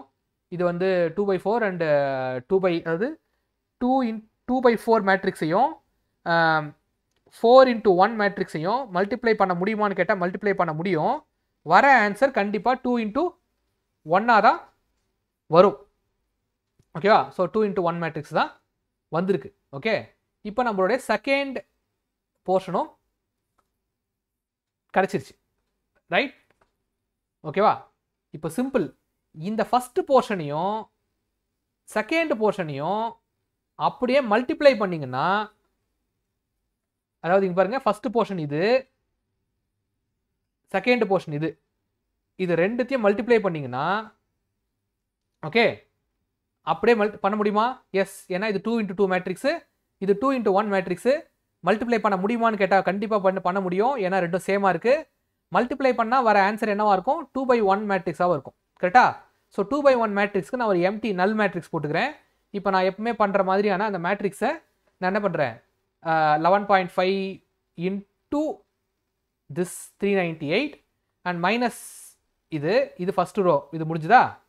அதுக்கப்புறம் minus 0.3 into 398 and this into this second row, இது முடிஞ்சுதா. இப்போது பார்த்தீங்கன்னா நமக்கு இந்த இடத்துல ஒரு ஆன்சர் கிடச்சிருக்கு. இந்த ஆன்சரை நம்ம எங்கேயோ பார்த்த மாதிரி இருக்கா? இந்த ரெண்டு நம்பர் எங்கேயோ பார்த்த மாதிரி இல்லை? What is this number? Celsius formula. இதுதான் Celsius formula.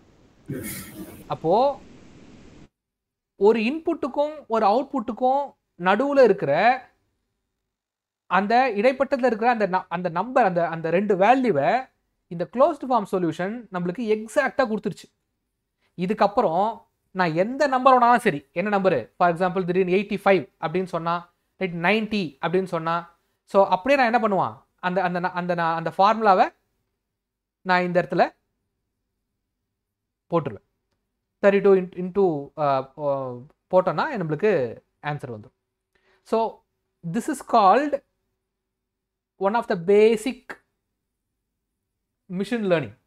A machine is trying to identify the formula between the input and output. ஓகேவா. இது அப்படியே நம்ம டெய்லி பண்ணிட்டு இருக்கிற கம்ப்யூட்டர் ப்ரோக்ராமிங்க்கு அப்படியே ஆப்போசிட்டாக இருக்கும். ஓகேவா. இன்புட்டையும் அவுட்புட்டையும். சரி, இப்போ இந்த ரெண்டு நம்பரை கண்டுபிடிக்கிறது அப்படிங்கிறது வந்து, இப்போ நான் வந்து ஜஸ்ட் ஒரே ஒரு 4 நம்பர் தான் கொடுத்தேன். ஓகேவா. So this is called closed form சொல்யூஷன்ப்பா. ஓகேவா. இதுக்கு பேர் க்ளோஸ்ட் ஃபார்ம் சொல்யூஷன். நீங்கள் இன்டர்வியூக்கெலாம் போனீங்கன்னா இன்டர்வியூவில் கேட்பாங்க இந்த கேள்வி, what is closed form solution கேட்பாங்க. What is the advantage and disadvantage in closed form solution அப்படின்னு கேட்பாங்க. க்ளோஸ்ட் ஃபார்ம் சொல்யூஷனில் இருக்கிற டிஸ்அட்வான்டேஜை ஓவர் கம் பண்ணுறதுக்கு நீங்கள் என்ன பண்ணுவீங்க அப்படின்னு கேட்பாங்க. இந்த மாதிரியான கொஸ்டின்ஸ்லாம் வரும். ரைட்டா? ரைட். ஸோ ஃபர்ஸ்ட் இந்த க்ளோஸ் ஃபார்ம் சொல்யூஷனில் இருக்கிற ப்ராப்ளத்தை என்னன்னு பார்த்துருவோம். ஆன்சர் வந்துருச்சு. ஆன்சர் வந்து we got the exact number. But நம்ம என்ன பண்ணலாம் அப்படின்னு பார்த்தீங்கன்னா, இந்த அதாவது செல்சியஸ் இன்டூ 1.8 ப்ளஸ் 32. இதுக்கப்புறம் நம்ம எந்த நம்பர் வேணாலும், இப்போ நான் 50 கேட்டேன்னா 50 வந்து நான் இன்டூ 1.8 ப்ளஸ் 32 போட்டேன்னா நம்மளுக்கு 122 வந்துடும். ஓகே, ஸோ இது ட்ரையல் அண்ட் எரர் தான். நம்ம இதை ஃபஸ்ட்டு மல்டிப்ளை பண்ணி பார்த்துட்டு இதை கண்டுபிடிக்கலாம். இல்லாட்டி இதை மல்டிப்ளை பண்ணி 2 நம்பர் இருக்குது, இந்த 2 நம்பரில் எந்த காம்பினேஷன் போட்டு வேணாலும் we can identify that 122 அப்படிங்கிறது தான் க்ளோஸ் ஃபார்ம் சொல்யூஷன். இந்த க்ளோஸ் ஃபார்ம் சொல்யூஷன்லாம் 200 வருஷத்துக்கு முன்னாடி கண்டுபிடிச்சிட்டாங்க. ஓகேவா? இன்னி வரைக்கும் அதை நம்ம யூஸ் பண்ணிட்டு இருக்கோம். ஆனால் அதனுடைய ப்ராப்ளம் என்ன அப்படின்னு பார்த்தீங்கன்னா, ஸோ இதுதான் அந்த Celsius to Fahrenheit. Okay, closed form சொல்யூஷனுடைய பிரச்சனை, அதாவது ப்ரோஸ், நல்ல விஷயம் பார்த்தீங்கன்னா, ப்ரொவைட்ஸ் மேத்தமேட்டிக்லி ப்ரிசைஸ் ரிசல்ட். எக்ஸாக்டாக சொல்லும். இதுதான் 32 ப்ளஸ் அந்த 1.8 அப்படின்ற அந்த 2 நம்பரை எக்ஸாக்டாக எடுத்து வந்து கொடுக்கும். எது? Close form solution. faster than iterative method when dealing with small and medium data set. அதாவது என்னன்னா, நீங்கள் கண்டுபிடிச்சின்னு தெரியுமா, அதை +9 போட்டு போகலாம். இல்லாட்டி இப்படியே போயிட்டே இருந்துச்சுன்னா 10வது நம்பர் என்ன வரும் அப்படின்னு ஐட்ரேட் பண்ணி கண்டுபிடிச்சிங்கல்ல, அதை விட இந்த மெத்தட் ரொம்ப ஃபாஸ்ட்டாக இருக்கும். ஓகேவா? ஆனால் எதுக்கு? ஒரு 4 டிஜிட் 10 டிஜிட் வச்சு நீங்கள் பேப்பரில் போட்டு பார்த்தீங்கன்னா, இல்லாட்டி கம்ப்யூட்டரில் போட்டு பார்த்தீங்கன்னா உங்களுக்கு அதுக்கான சொல்யூஷன் வரும். And it's provides clear mathematical inside. அது உள்ள என்ன நடக்குது? ஏன்னா இன்றைக்கி வந்து ஏஐ மாடலில் இருக்குதுன்னா, அது ஒரு மாடல் அவுட்புட் கொடுக்குதுன்னா, அந்த மாடல் எப்படி அவுட்புட் கொடுச்சா, ஏன் அந்த அவுட்புட் வந்துச்சு, ஏன் இந்த அவுட்புட் வரல அப்படின்னு ரீசன் பண்ணுறதுக்கான கேப்பபிலிட்டியே கிடையாது இன்றைக்கி. ஆனால் க்ளோஸ் ஃபார்ம் சொல்யூஷன் இதனால தான் இந்த ரிசல்ட் வந்துச்சு, இந்த இடம் இப்படி மாறினதுனால தான், இந்த டிரான்ஸ்ஃபார்ம் ஆச்சுனால தான் இந்த ஆன்சர் வந்துச்சு அப்படின்னு கிளியராக நம்மளால் என்ன பண்ண முடியும், அந்த மேத்தமேட்டிக்கல் இன்சைட்ஸை கொடுக்க முடியும். இதெல்லாம் வந்து க்ளோஸ் ஃபார்ம் சொல்யூஷனுடைய நல்ல விஷயங்கள். இதில் சில பிரச்சனைகள் இருக்குது. என்ன பிரச்சனைகள்னா, இந்த complexity for the matrix operations. அதாவது என்னன்னா, இப்போ நான் பார்த்தது ஜஸ்ட் ஒரு 4 டேட்டாஸ் தான் எடுத்தேன். இமேஜின் தெர் இஸ் 1,00,000 இன்புட்ஸ் இருக்குது. அப்போனா அந்த மேட்ரிக்ஸோடைய ஷேப் என்னவா இருக்கும்? 1,00,000 into 1 மேட்ரிக்ஸாக இருக்கும். இன்னொரு பக்கம் 1 into 1,00,000 மேட்ரிக்ஸாக இருக்கும். இப்போ உங்களுக்கு வெளில வர அவுட்புட் வந்து 1,00,000 into 1,00,000, அதாவது 1,00,000 ரோஸ் அண்ட் 1,00,000 காலம்ஸ் அப்படி இருக்கிற ஒரு மேட்ரிக்ஸாக வரும். அப்படிப்பட்ட ஒரு மேட்ரிக்ஸை உங்களால் பேப்பர்லேயும் போட முடியாது, கம்ப்யூட்டரில் போட்டாலும் உங்களுக்கு என்ன ஆகும்? ப்ராசஸிங் ஸ்பீட் வந்து கம்மியாகும், ரொம்ப லேட் ஆகும் அந்த அவுட்புட்டை நீங்கள் வெளில எடுக்கிறதுக்கு. பட் அவுட்புட் வந்துருச்சுன்னா கண்டிப்பாக கரெக்டாக வரும், அதில் எந்த சந்தேகமும் இல்லை. அந்த மேத்தமேட்டிக்ஸ்லாம் ஒழுங்காக நடந்துச்சுன்னா அவுட்புட் கரெக்டாக இருக்கும். ஆனால் அது வரத்துக்கு ரொம்ப லேட் ஆகும். ஓகே, காம்புடேஷனல் பவர் இருக்குல்ல, அந்த பவரை வந்து நிறைய யூஸ் பண்ண வேண்டியது ஒரு இதுவாக இருக்கும். அதான் சொல்லியிருக்கேன், memory intensive for large data set, can be computationally hard to deal with high dimensional data. இங்கே வந்து ஒரு இன்புட்டு ஒரு அவுட்புட்டு, இதுவே 2 இன்புட்டு ஒரு அவுட்புட்னா என்ன பண்ணுறது? அப்போது ஹை டைமென்ஷனல் 1 டைமென்ஷனில் விட்டு 2 டைமென்ஷனல் போயிட்டாலே இந்த க்ளோஸ் ஃபார்ம் சொல்யூஷனில் வந்து உங்களால் ரொம்ப கம்ப்யூட்டேஷனலாக நீங்கள் நிறைய வேலைகள் செய்ய வேண்டியிருக்கும். பேப்பரில் மைண்டில் போடுறதும் கஷ்டம், கம்ப்யூட்டரில் போடுறதும் கஷ்டம்.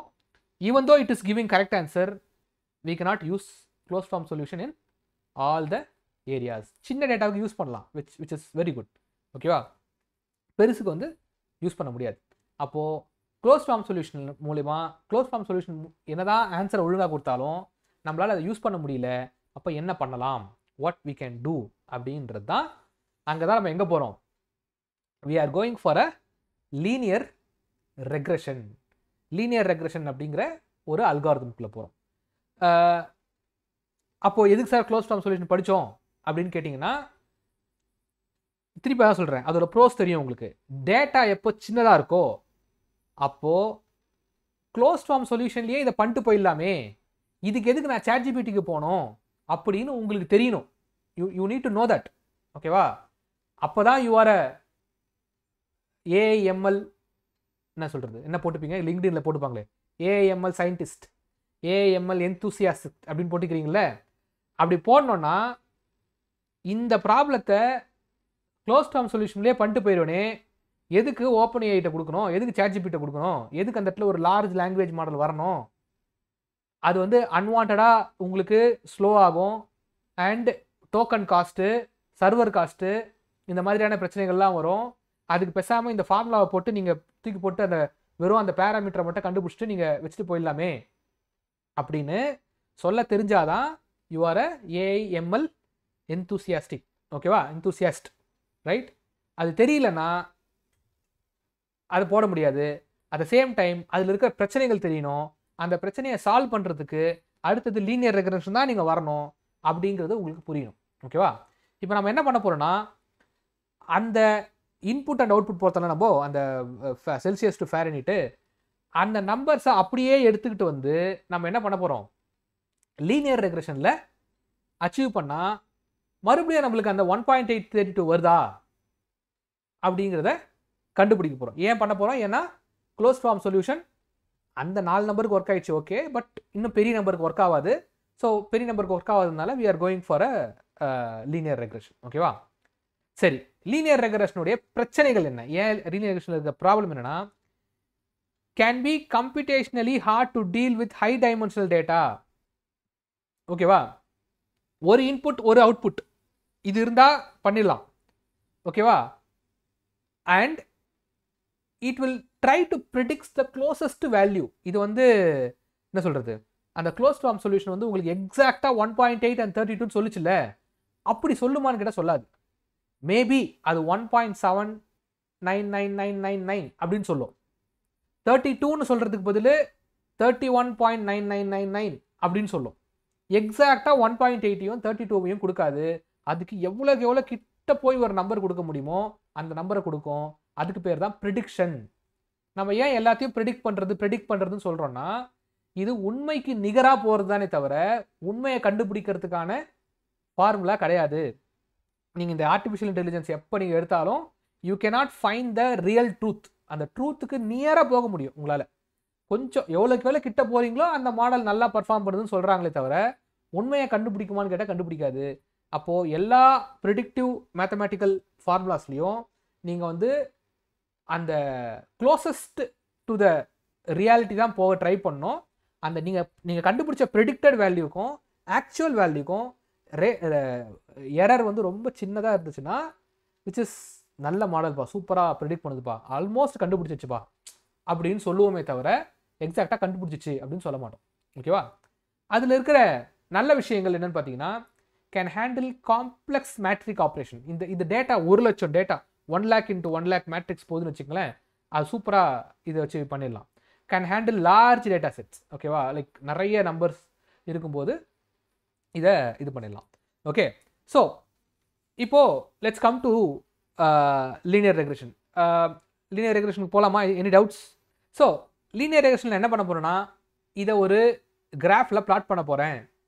ஓகே, எனக்கு எக்ஸ் ஆக்சிஸ் வந்து செல்சியஸ் ஆகவும் ஒய் ஆக்சிஸ் வந்து ஃபாரன்ஹீட் ஆகவும் இருக்க போகுது. ஓகே, இப்போ நம்ம போட்ட அந்த நம்பர் இருக்குல்ல, 30 உள்ளே கொடுத்தா என்ன அவுட்புட் வரும், இதுக்கு என்ன அவுட்புட் வரும், இதுக்கு என்ன அவுட்புட் வரும், அண்ட் இதுக்கு என்ன அவுட்புட், அது அப்படியே நம்ம என்ன பண்ணியிருக்கோம், டாட்டாக பிளாட் பண்ணியிருக்கோம். ஓகேவா, இப்போ எனக்கு கேள்வி என்னென்னா, 50 நான் இன்புட்டாக உள்ளே கொடுத்தேன்னா எனக்கு இந்த லைனில் ஏதோ ஒரு வேல்யூ தான் வர்றதுக்கு வாய்ப்பு இருக்குது. இது இங்கே தான் வரப்போகுது ஏதோ, ரைட்?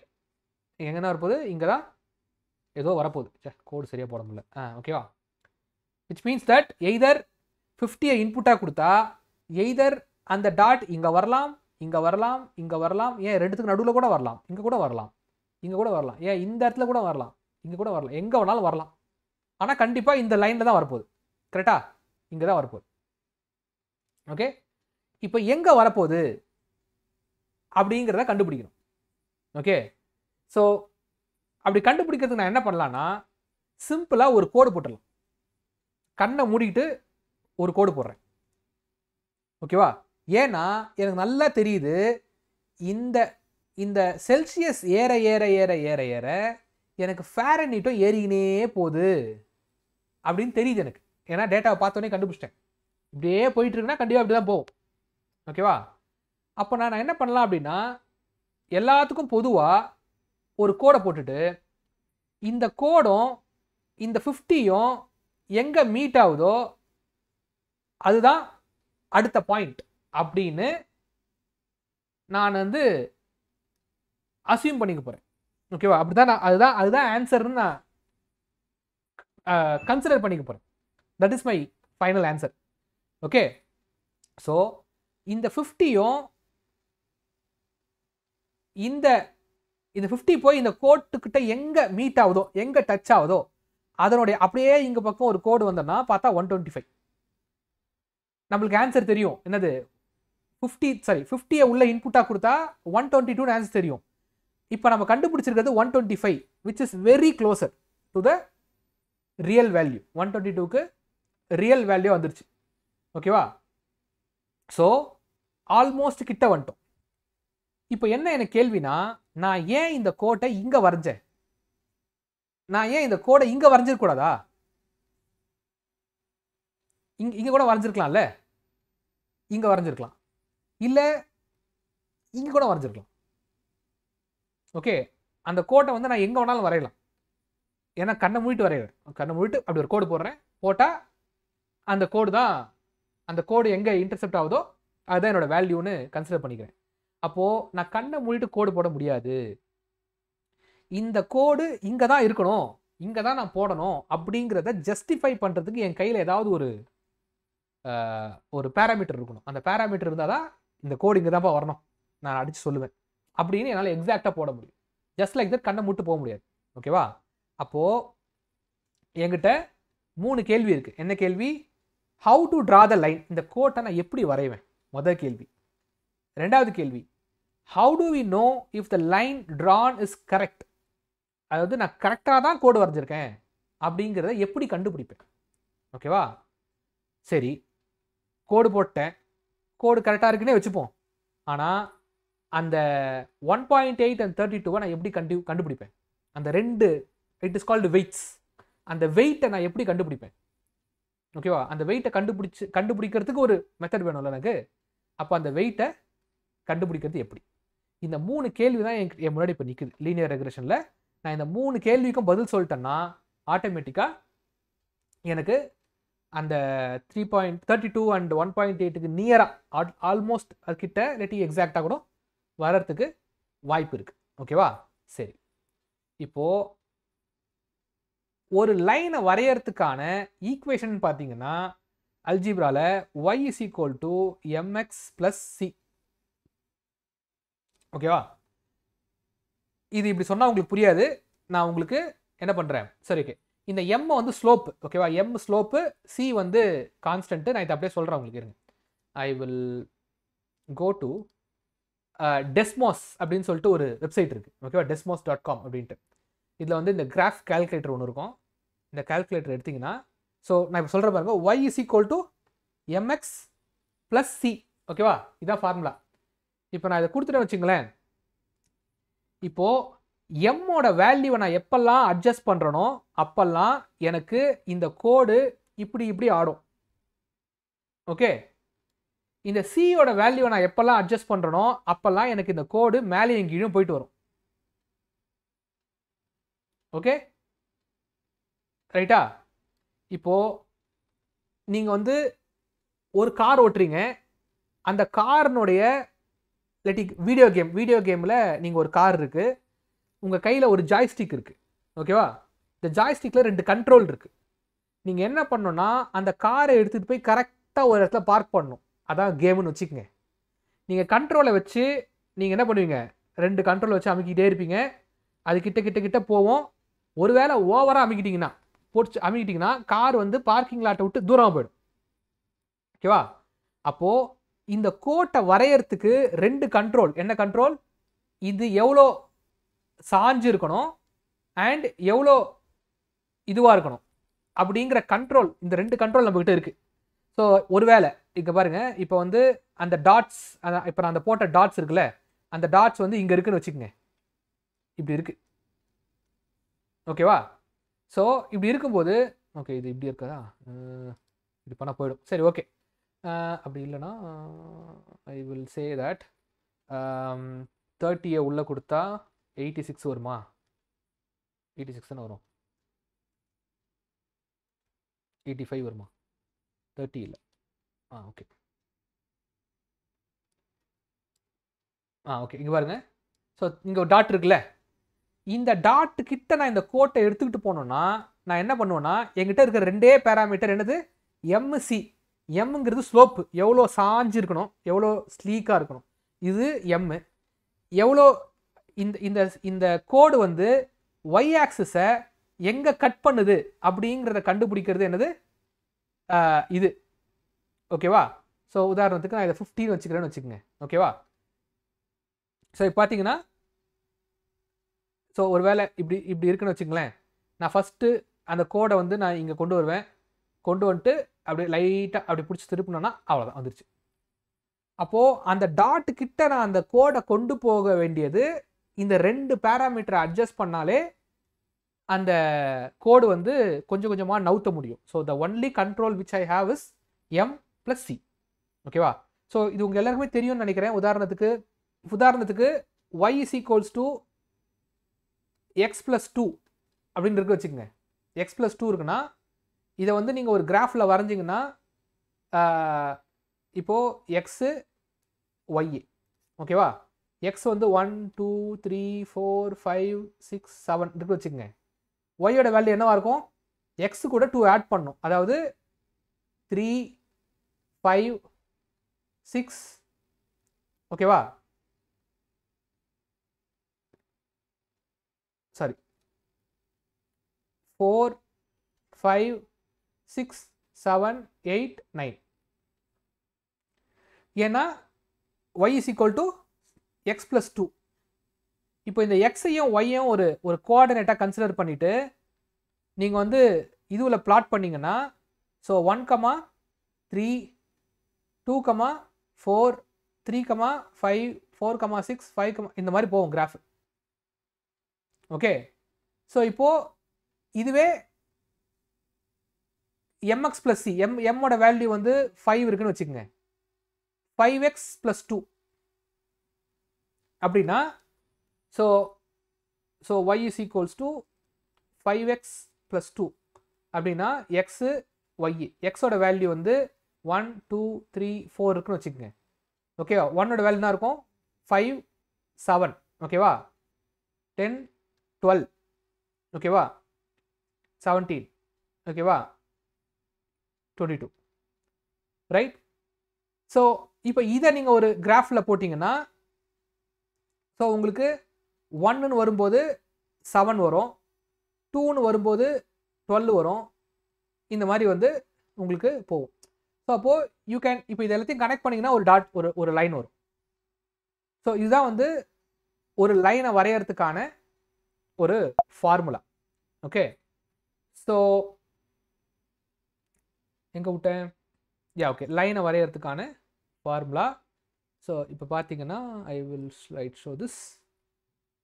இப்போ ஒரு லைனை எப்படி வரையணும்னு தெரிஞ்சு போச்சு நமக்கு. ஓகேவா? ஸோ இந்த லைனை வந்து we have 3 doubts. ஒன்று, how to draw the line. So நம்மளுக்கு mx plus c தெரியும். m தான் ஸ்லோப், அந்த கோடு வந்து எவ்வளோ சாஞ்சிருக்க போகுது, c வந்து எவ்வளோ முன்னாடியும் பின்னாடியும் போயிருக்க போகுது. Okay. So m is equal to 0. அது 0ன்னு வச்சேன்னா எனக்கு கோடு வந்து ஃப்ளாட்டாக இருக்கும். 1ன்னு வச்சேன்னா லைட்டாக அப்படி திரும்பும். 10ன்னு வச்சேன்னா ரொம்ப திரும்பிடும். ஓகே. சி வந்து என்னது? Y intercept. அது வந்து எவ்வளோ ஒய் கூட எந்த இடத்துல போய் அப்படி கட் ஆக போகுது அப்படின்னு அர்த்தம். ஸோ சி இஸ் ஈக்குவல் 2 வச்சேன்னா அந்த ஃப்ளாட்டாக இருந்த கோட் லைட்டாக மேலே போவோம். இது வச்சேன்னா அதாவது லைக் ஸோ 4 வச்சேன்னா கோடு லைட்டாக இங்கே போவோம். இதை மைனஸில் வச்சேன்னா கோடு பின்னாடி போய்டும். ஓகே. ஸோ டெமோ வந்து பாருங்கள், இந்த desmos.com/calculator அப்படிங்கிற வெப்சைட்டில் போய்ட்டு நீங்களே ட்ரை பண்ணி பாருங்கள், கண்டிப்பாக அது உங்களுக்கு கிடைக்கும். ஸோ இப்போ வந்து how do we draw the லைனுக்கு ஆன்சர் கிடச்சிச்சு, எப்படி கோடு வரைய போகிறோம். So y is equal to mx plus c, அதான் ஆன்சர். ரெண்டாவது, how do we find the weights, அதாவது இந்த கோட்டை லைட்டாக அட்ஜஸ்ட் பண்ணி அந்த டாட்டு கிட்ட கொண்டு வந்துட்டேன்னா அந்த டாட்டு கிட்ட போய் அது கரெக்டாக கனெக்ட் ஆகிடுச்சுன்னா அப்படி கனெக்ட் ஆகும்போது எனக்கு எம்மோட வேல்யூவும் சியோட வேல்யூவும் தான் என்னது வெயிட்ஸ். ஓகே, எம்மோட வேல்யூவும் சியோட வேல்யூவும் தான் வெயிட்ஸ். அப்போது ஒரு லைனை எப்படி வரணும்னு கண்டுபிடிச்சாச்சு. அந்த லைனை ஒழுங்காக வரைஞ்சதுக்கு அப்புறமா ஃபைனலாக எம்மோட வேல்யூவும் சியோட வேல்யூவும் எதுவோ அதுதான் என்னோட வெயிட்ஸ் அப்படிங்கிறத கண்டுபிடிச்சாச்சு. இப்போ ஒரே கேள்வி, இந்த லைனை நான் கரெக்டாக தான் வரைஞ்சிருக்கேனா அப்படிங்கிறத எப்படி கண்டுபிடிப்பேன்? ஓகேவா, இதுதான் கேள்வி. ஸோ அங்கே தான் நம்மளுக்கு என்ன வருது, ரெசிடியூவல் அப்படிங்கிற ஒரு வார்த்தை. Residual is a very very important word. அந்த வேர்டை பண்ணிங்க. இட்ஸ் நத்திங் பட் உண்மை, அதாவது கிரவுண்ட் ட்ரூத் உண்மையான வேல்யூ என்ன, நான் கண்டுபிடிச்ச வேல்யூ என்ன, இந்த ரெண்டு வேல்யூக்கும் நடுவில் இடைப்பட்டு இருக்கிற இந்த கேப்புக்கு பேர் என்னன்னா ரெசிடியூவல். ஓகேவா, இந்த ரெண்டு நம்பருக்கும் நடுவில் இருக்கிற வேல்யூக்கு பேர் என்னது, இந்த டிஃபரன்ஸுக்கு பேர் என்னது ரெசிடியூவல். எப்பவுமே ஃபார்முலாவில் இந்த மாதிரி ஒரு கேப் சிம்பிள் போட்டோன்னா, இந்த மாதிரி ஒரு கேப், அதாவது ஒய் போட்டு அந்த ஒய்க்கு மேலே ஒரு குட்டி கேப் போட்டோன்னா என்ன அர்த்தம்னா ப்ரெடிக்டட் வேல்யூன்னு அர்த்தம். ஸோ இது வந்து ஒய்ஐ வந்து ஆக்சுவல் வேல்யூ, ஒய் கேப் வந்து predicted value, right? So actual வேல்யூயும் ப்ரெடிக்டட் வேல்யூவையும் நான் மைனஸ் பண்ணால் கிடைக்கக்கூடியது ரெசிடியூவல். அதாவது நான் ஒரு கோடை கண்ணை மூட்டி இங்கே போட்டேன், ஆக்சுவல் வேல்யூ இங்கே இருக்குது, ஆனால் ப்ரெடிக்டட் வேல்யூ இங்கே இருக்குது. அப்போ என்னோட ரெசிடியூவல் என்னன்னு பார்த்தீங்கன்னா இந்த இடைப்பட்ட கேப் இருக்குல்ல, இதுதான் ரெசிடியூவல். ஓகேவா? ஸோ 35 உள்ள இன்புட்டாக கொடுத்தா எனக்கு 95 வரணும், ஆனால் 88 தான் வந்திருக்கு. அப்போ என்னோட ரெசிடியூவல் எவ்வளோனா 7 தான் என்னோட ரெசிடியூவல். அப்போது இந்த ஒரு பாயிண்ட்டுக்கு மட்டும் கண்டுபிடிச்சா போதுமா? முடியாதுல்ல. அப்போ என்ன பண்ணோன்னா we need to have a formula which is that summation of yi minus predicted yi the whole square. இதுக்கு பேர் வந்து மீன் ஸ்கொயர் எரர் அப்படின்றது தான் இந்த ஃபார்முலாவுக்கு பேர். எப்பவுமே இந்த மாதிரியான ஒரு சிம்பிளை பார்த்தீங்கன்னா டோன்ட் கன்ஃபியூஸ், ஏதோ பெரிய பெரிய மேத்தமேட்டிக்கல்ஸ்னு நினைக்காதீங்க. எல்லாரும் ப்ரோக்ராமர்ஸ் தான். ஃபார் லூப் யூஸ் பண்ணியிருப்பீங்க. ஓகேவா, ஃபார் லூப் யூஸ் பண்ணுவீங்கள்ல, அந்த ஃபார் லூப்பில் என்னென்னா உதாரணத்துக்கு இந்த மாதிரி போட்டு 10 i is equal to 0 அப்படின்னா என்ன அர்த்தம்னா for i is equal to 0, ஓகேவா, i is less than 10 i plus plus அப்படின்னு அர்த்தம். இந்த ஃபார்முலாவுக்கு இதான் அர்த்தம். ஓகே, ஸோ எப்பவுமே இந்த மாதிரி ஒரு சிம்பிள், இந்த மாதிரி ஒரு, ஏன்னா கம்ப்யூட்டர்லாம் கண்டுபிடிக்கிறதுக்கு முன்னாடி ஒரு 100 வருஷம் 200 வருஷம் 300 வருஷத்துக்கு முன்னாடி மேத்தமெட்டிஷியன்ஸ்லாம் வந்து ஒரு விஷயத்தை திருப்பி செய்யு அப்படின்றத பேப்பரில் எழுதுறதுக்கு இந்த சம்மேஷனை யூஸ் பண்ணுவாங்க. ஓகேவா, ஸோ இதை பார்த்து கன்ஃபியூஸ் ஆகாதீங்க அப்படின்னு தான் சொல்கிறேன். ஓகேவா, ஸோ ஃபார்முலா என்ன சொல்லுதுன்னா 4 டாட் இருக்குன்னா நீங்கள் ஒரு கோடு வரைகிறீங்கன்னா இதுக்கான டிஃபரன்ஸ், இதுக்கான டிஃபரன்ஸ், இதுக்கான டிஃபரன்ஸ், இதுக்கான டிஃபரன்ஸ், இது எல்லாத்தையும் மைனஸ் பண்ணி வர ஆன்சரை ஸ்கொயர் பண்ணிவிட்டு ஸ்கொயர் பண்ண அந்த ஆன்சரை டிவைடட் பை 4. ஏன் 4? ஏன்னா 4 டேட்டா இருக்குல்ல. So 1/4, that is n is 4 into this the whole square. இதை பண்ணிங்கன்னா நம்மளுக்கு மீன் ஸ்கொயர் எரர் கிடச்சிடும். மீன் ஸ்கொயர் எரர்னா என்னென்னா ஆக்சுவல் டாட்ஸ் எங்கே இருக்கோ அந்த டாட்ஸுக்குலேருந்து அந்த லைனை நம்ம எவ்வளோ தூரம் விலகி இருக்கும், அந்த எரர் ரேட் எவ்வளோ. ஸோ நம்மளோட அல்டிமேட் எரர் நோக்கம் என்னென்னா அந்த எரரை வந்து 0 ஆக்கணும். 0க்கு அட்லீஸ்ட் 0க்கு கிட்ட கொண்டு போகணும். ஓகேவா, அப்படி கொண்டு போனால் நம்ம கரெக்ட் அந்த லைனை கரெக்டாக வரைஞ்சிட்டோன்னு அர்த்தம். ஓகே, ஸோ இப்போ பார்க்கலாம். இப்போ பாருங்கள், இப்போ வந்து அந்த டாட்ஸ் இருக்குது. நம்மளுக்கு மீன் ஸ்கொயருடைய ஃபார்முலா நம்மளுக்கு தெரியும், எம்எஸ்சின்னு சொல்லுவாங்க. So 1/n summation of y minus predicted y the whole square. ஓகேவா, ஸோ இப்போது அதே கார் அண்டு வீடியோ கேமில் இருக்க அந்த காரை ஞாபகம் வச்சுக்கோங்க. இப்போது அந்த பார்க்கிங் லாட் இங்கே இருக்குது, கார் வந்து தூரத்தில் இருக்குது. நீங்கள் என்ன பண்ணுவீங்கன்னா முதல்ல எடுத்த உடனே கண்ணை மூடிட்டு ஒரு அமுக்கு அமுக்குவீங்க. அமுக்கும் போது தான் தெரியும் அது எவ்வளோ வேகமாக போகுது. அது கிட்ட போகுதுன்னா அப்படியே கொஞ்சம் கொஞ்சமாக அதை லூஸ் பண்ணுவீங்க, இல்லாட்டி பிரேக் போடுவீங்க. கரெக்டா? ஒருவேளை ஓவராக அமுக்கிட்டிங்கன்னா அது பார்க்கிங் லாட் விட்டு தாண்டி போயிடும், திருப்பி ரிவர்ஸ் கொண்டு வருவீங்க. அப்போ ஏதோ ஒன்று பண்ணி அட்ஜஸ்ட் பண்ணி தான் நீங்கள் என்ன பண்ணுவீங்க, அதை கரெக்டாக அந்த இடத்துல ப்ளேஸ் பண்ணுவீங்க. அப்போ கார் வந்து இங்கே இருக்குது, நான் போய் சேர வேண்டிய இடம் அங்கே இருக்குது. இதுக்கும் அதுக்கும் நடுவில் இருக்கிற டிஸ்டன்ஸ் வந்து 100 கிலோமீட்டர்னா அப்போ நான் இன்னும் ரொம்ப தூரம் போகணும்னு அர்த்தம். இன்னும் அழுத்தி போகணும், வேகமாக போகணும்னு அர்த்தம். இல்லை, நான் நிற்கிற இடத்துக்கும் அந்த டெஸ்டினேஷனுக்கும் இடைப்பட்ட கேப் வந்து 1 மீட்டர் தான் அப்படின்னா நான் ரொம்ப மெதுவாக போவேன், ஸ்லோவாக போய் அப்படியே பார்க் பண்ணுவேன். ஓகே, அப்போ நான் ஃபஸ்ட்டு அழுத்துகிற அந்த அழுத்து வந்து ரேண்டமாக தான் இருக்கும். ரேண்டமாக ஒரு பட்டனை கிளிக் பண்ணுவேன், கார் எவ்வளோ தூரத்தில் போகுதுன்னு பார்க்கலாம் அப்படின்ட்டு தான். ஸோ அப்போது நான் என்ன பண்ணுறேன்னா அந்த லைனோடைய எம்ஐயும் சியும் ரேண்டமாக ஒரு நம்பர் வச்சுக்கிட்டு இப்போ லைன் வரைஞ்சேன்னா லைன் எனக்கு இங்கே வருது. இப்போ நான் என்ன பண்ண போகிறேன்னா இதுக்கான இந்த ஃபார்முலாவை அப்ளை பண்ண போகிறேன். ஸோ நம்மளுக்கு எக்ஸுங்கிறது 13 தெரியும், அது இந்த மொதல் டாட், திஸ் டாட். ஓகேவா? 30, ஒய் வந்து 86, ஏன்னா 30 உள்ள இன்புட்டாக கொடுத்தா 86 தான் அவுட்புட்டாக வருது. இப்போது நம்மளுக்கு ஃபார்முலா படி, அதாவது நம்ம முதல்ல அந்த செல்சியஸ் டு ஃபாரன்ஹீட் படி ப்ரெடிக்டட், அதாவது இப்போது இந்த லைன் வரைஞ்சதுனால நம்ம கண்டுபிடிச்ச அந்த நம்பர் வந்து 72, அதாவது 86 வரணும், ஆனால் 72 தான் வந்திருக்கு. அப்போ 86க்கும் 72க்கும் நடுப்பட்ட இருக்கிற அந்த டிஃபரன்ஸ் எவ்வளோன்னு பார்த்தீங்கன்னா 14. அந்த 14 ஸ்கொயர் பண்ணுறேன், 196. அதையே எல்லாத்துக்கும் ரிப்பீட் பண்ணுறேன். ஸோ 35 இன்புட்டாக கொடுக்குறேன், 95 வரணும், ஆனால் எனக்கு 79 தான் வந்திருக்கு. 95 வர வேண்டிய இடத்துல வெறும் 79 தான் வந்திருக்கு. அப்போ ரெண்டுத்துக்கும் இடைப்பட்ட இருக்கிற கேப் வந்து 16. ஓகே, ஆன்சர் வந்து அது ஸ்கொயர் பண்ணால் 16 ஸ்கொயர் பண்ணால் 256. அதே மாதிரி 40 இன்புட் கொடுத்தா 104 வரணும், ஆனால் வெறும் 86 தான் வந்திருக்கு. இப்போது நான் என்ன பண்ணுறேன், அது ரெண்டுத்துக்கும் உள்ள டிஃப்ரென்ஸ் பார்த்தோன்னா வெறும் 18 அண்ட் ஸ்கொயர் பண்ணால் 324. ஓகே, அகைன் 45 உள்ள இன்புட்டாக கொடுத்தா 113 அவுட்புட்டாக வரணும்.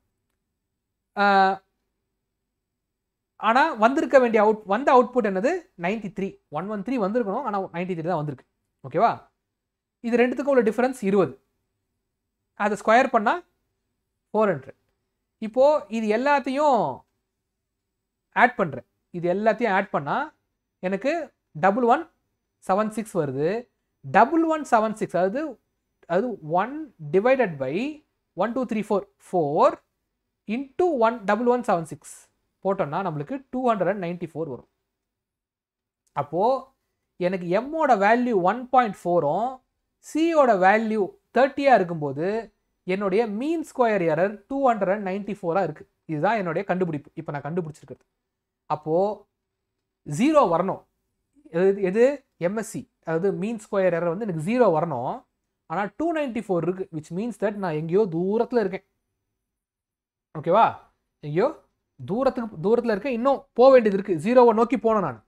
ஓகே, சரி, 1.4 330 வச்சா எனக்கு ரொம்ப தூரம் இருக்குது. நான் என்ன பண்ணுறேன், அதை அட்ஜஸ்ட் பண்ணுறேன். எதையும், ஏன்னா என்கிட்ட இருக்க ரெண்டு கண்ட்ரோல் அந்த எம்ஓசியும் தான், அந்த ஸ்லோப்பும் அந்த இன்டர்செப்டும் தான்.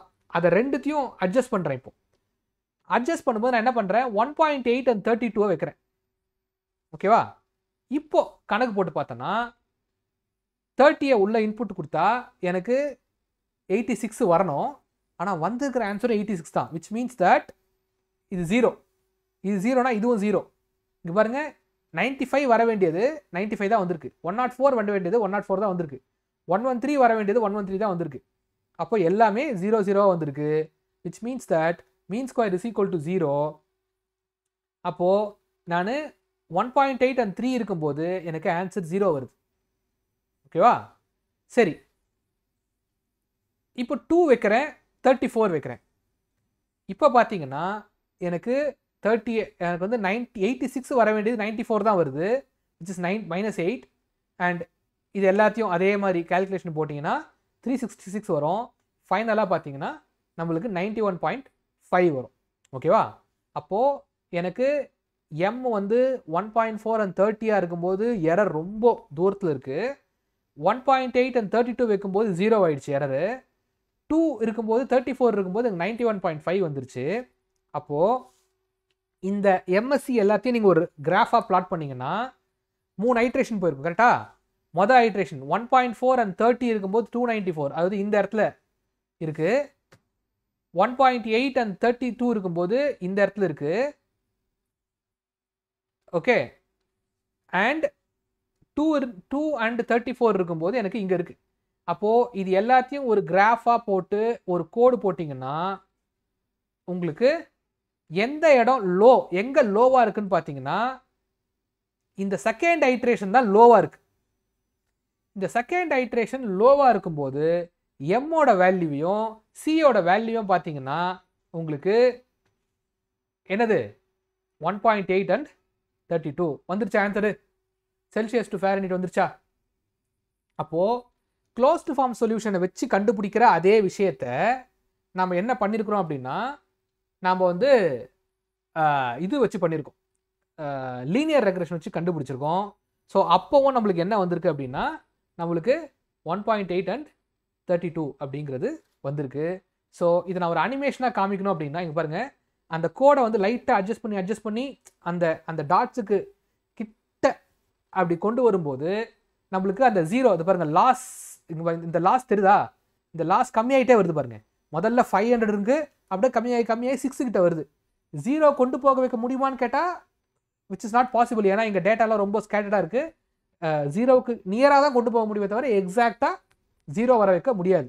ஸோ இந்த கோட்டை வந்து அந்த டாட்ஸு கிட்ட எடுத்துக்கிட்டு போய் அப்படி நடுவில் நிற்க வச்சிட்டிங்கன்னா அப்படி நிற்கும்போது அந்த கோட்டினுடைய அந்த 2 பேராமீட்டர் தான் அந்த ஃபார்முலாவினுடைய வெயிட்ஸு அப்படிங்கிறத நம்ம அச்சீவ் பண்ணிக்கலாம்.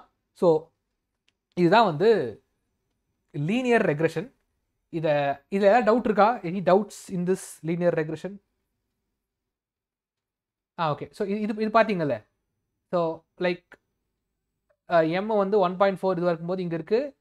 அண்ட் இந்த அதாவது செகண்ட் ஐட்ரேஷனில் தான் நம்மளுக்கு 0 வந்திருக்கு.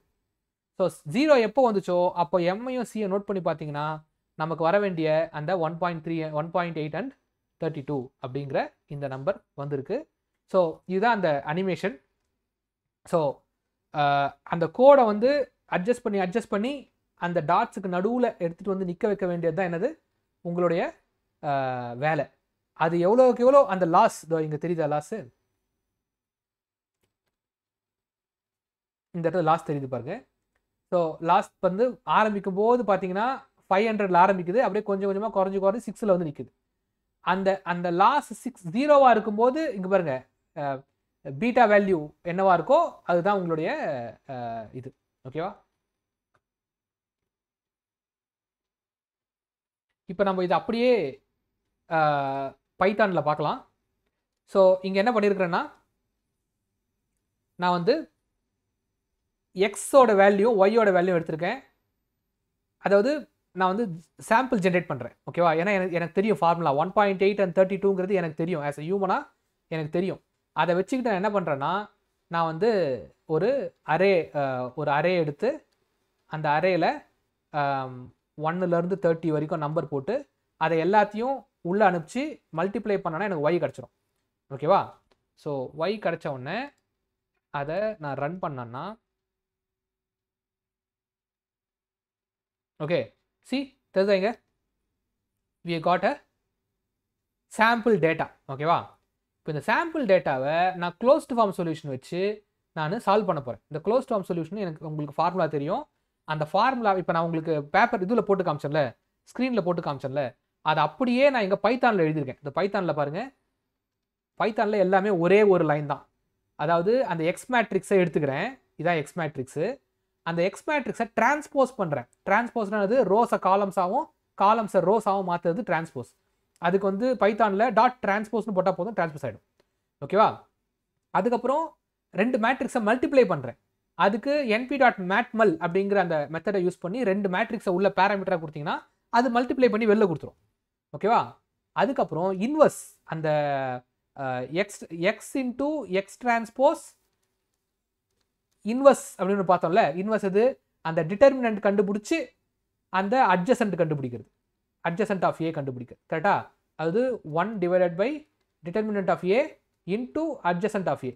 இந்த ஃபார்முலா வந்து ஒரே லைனில் முடிச்சுட்டான் பாருங்க. ஒரே லைன். அந்த ஒரு லைன் என்னது? என்பி டாட் லினாக் டாட் இன்வர்ஸ் அப்படின்னு போட்டு அந்த மேட்ரிக்ஸை உள்ளே கொடுத்தீங்கன்னா அவன் இன்வர்ஸ் பண்ணி கொடுத்துருவான். ஓகேவா? அதுக்கப்புறம் இன்வர்ஸ் ஆன அந்த டிரான்ஸ்போஸ் ஆன அந்த சாரி இது டிரான்ஸ்போஸ் ஆன அந்த மேட்ரிக்ஸையும் எக்ஸ் டிரான்ஸ்போஸையும் ஒய்யையும் மல்டிப்ளை பண்ணால் எனக்கு செகண்ட் பார்ட் கிடச்சிரும். ஸோ ஃபர்ஸ்ட் பார்ட் கிடச்சி, செகண்ட் பார்ட் கிடச்சிச்சு. இந்த ஃபர்ஸ்ட் பார்ட்டையும் செகண்ட் பார்ட்டையும் டைரெக்டாக மல்டிப்ளை பண்ணனா எனக்கு பீட்டா வேல்யூ கிடச்சிரும். ஓகேவா? அப்படி பீட்டா வேல்யூ கிடச்சிருச்சு அப்படின்னா ஸோ இங்கே அதை அந்த ஃபார்முலாவை நான் இந்த இடத்துல யூஸ் பண்ணுறேன். ஸோ இங்கே பாருங்கள், can you see this 32 and 1.8 அப்படியே நம்ம என்ன எதிர்பார்த்தோமோ அந்த வேல்யூ அப்படியே வந்துருச்சு. ஓகே, ஆனால் இது இன்னும் இந்த மேட்ரிக்ஸ் இருக்குல்ல, இந்த மேட்ரிக்ஸ் 13 வச்சுருக்கேன்ல, இதை ஒரு 3000 வச்சு பாருங்க, அவ்வளோதான். அப்படியே தொங்கும் சிஸ்டம் வந்து கால்குலேட் பண்ணுறதுக்கு அப்படியே ஸ்லோவாகும்.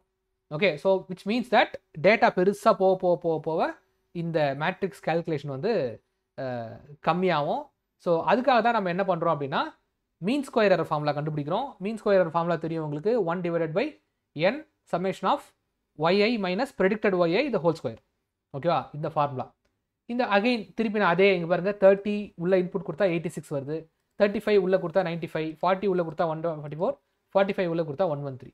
இதை வந்து நான் 3 ஐட்ரேஷன், மொதல் ஐட்ரேஷன் என்ன பண்ண போகிறேன், 1.4 and 30 வச்சுக்கிட்டு ஒரு ஐட்ரேஷனும், 1.8 32 வச்சு ஒரு ஐட்ரேஷனும், 2 and 34 வச்சுக்கிட்டு இன்னொரு ஐட்ரேஷனும் போகிறேன். அப்படி போனால் அந்த ஃபார்முலாவை அப்ளை பண்ணுற இந்த கால்குலேட் எம்எஸ்சி, அதாவது இந்த மீன் ஸ்கொயரை கால்குலேட் பண்ணுறதுக்கு ஒரு ஃபங்க்ஷன் எழுதிக்கிறேன். அந்த ஃபங்க்ஷன் வந்து அதை இந்த ஃபார்முலாவை அப்படியே அப்ளை பண்ணுறேங்க. இங்கே நல்லா படிச்சிங்கன்னா தெரியும் உங்களுக்கு. ஸோ லைக் ஒரு ஃபார் லூப்பில் அந்த டேட்டாவை ஒன்றுனா எடுத்து அதை வர இதில் மல்டிப்ளை பண்ணி இந்த ஸ்கொயர், இந்த பைத்தானில் வந்து இந்த மாதிரி டபுள் போட்டிங்கன்னா ஸ்கொயர் இல்லை பவர்னு அர்த்தம். ஸோ பவர் ஆஃப் 2 அப்படின்னு போட்டு வர ஆன்சர் டிவைடட் பை n, அதாவது இந்த ஃபார்முலாவில் இருக்கிற இந்த எண்ணை போட்டோன்னா எனக்கு எம்எஸ்சி கிடச்சிரும். ஸோ இதை வந்து நான் ஐட்ரேட் பண்ணுறேன். எப்போ வர்ற 3 வாட்டி ஐட்ரேட் பண்ணுறேன். எந்தெந்த வாட்டி?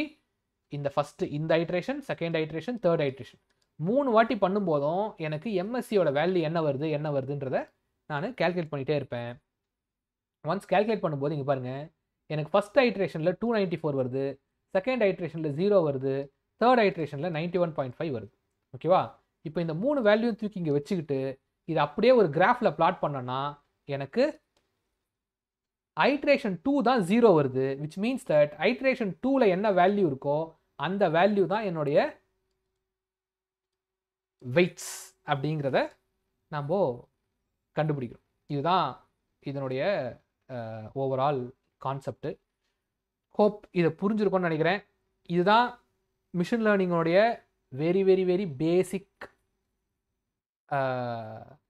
Idea. Okay guys, that's all.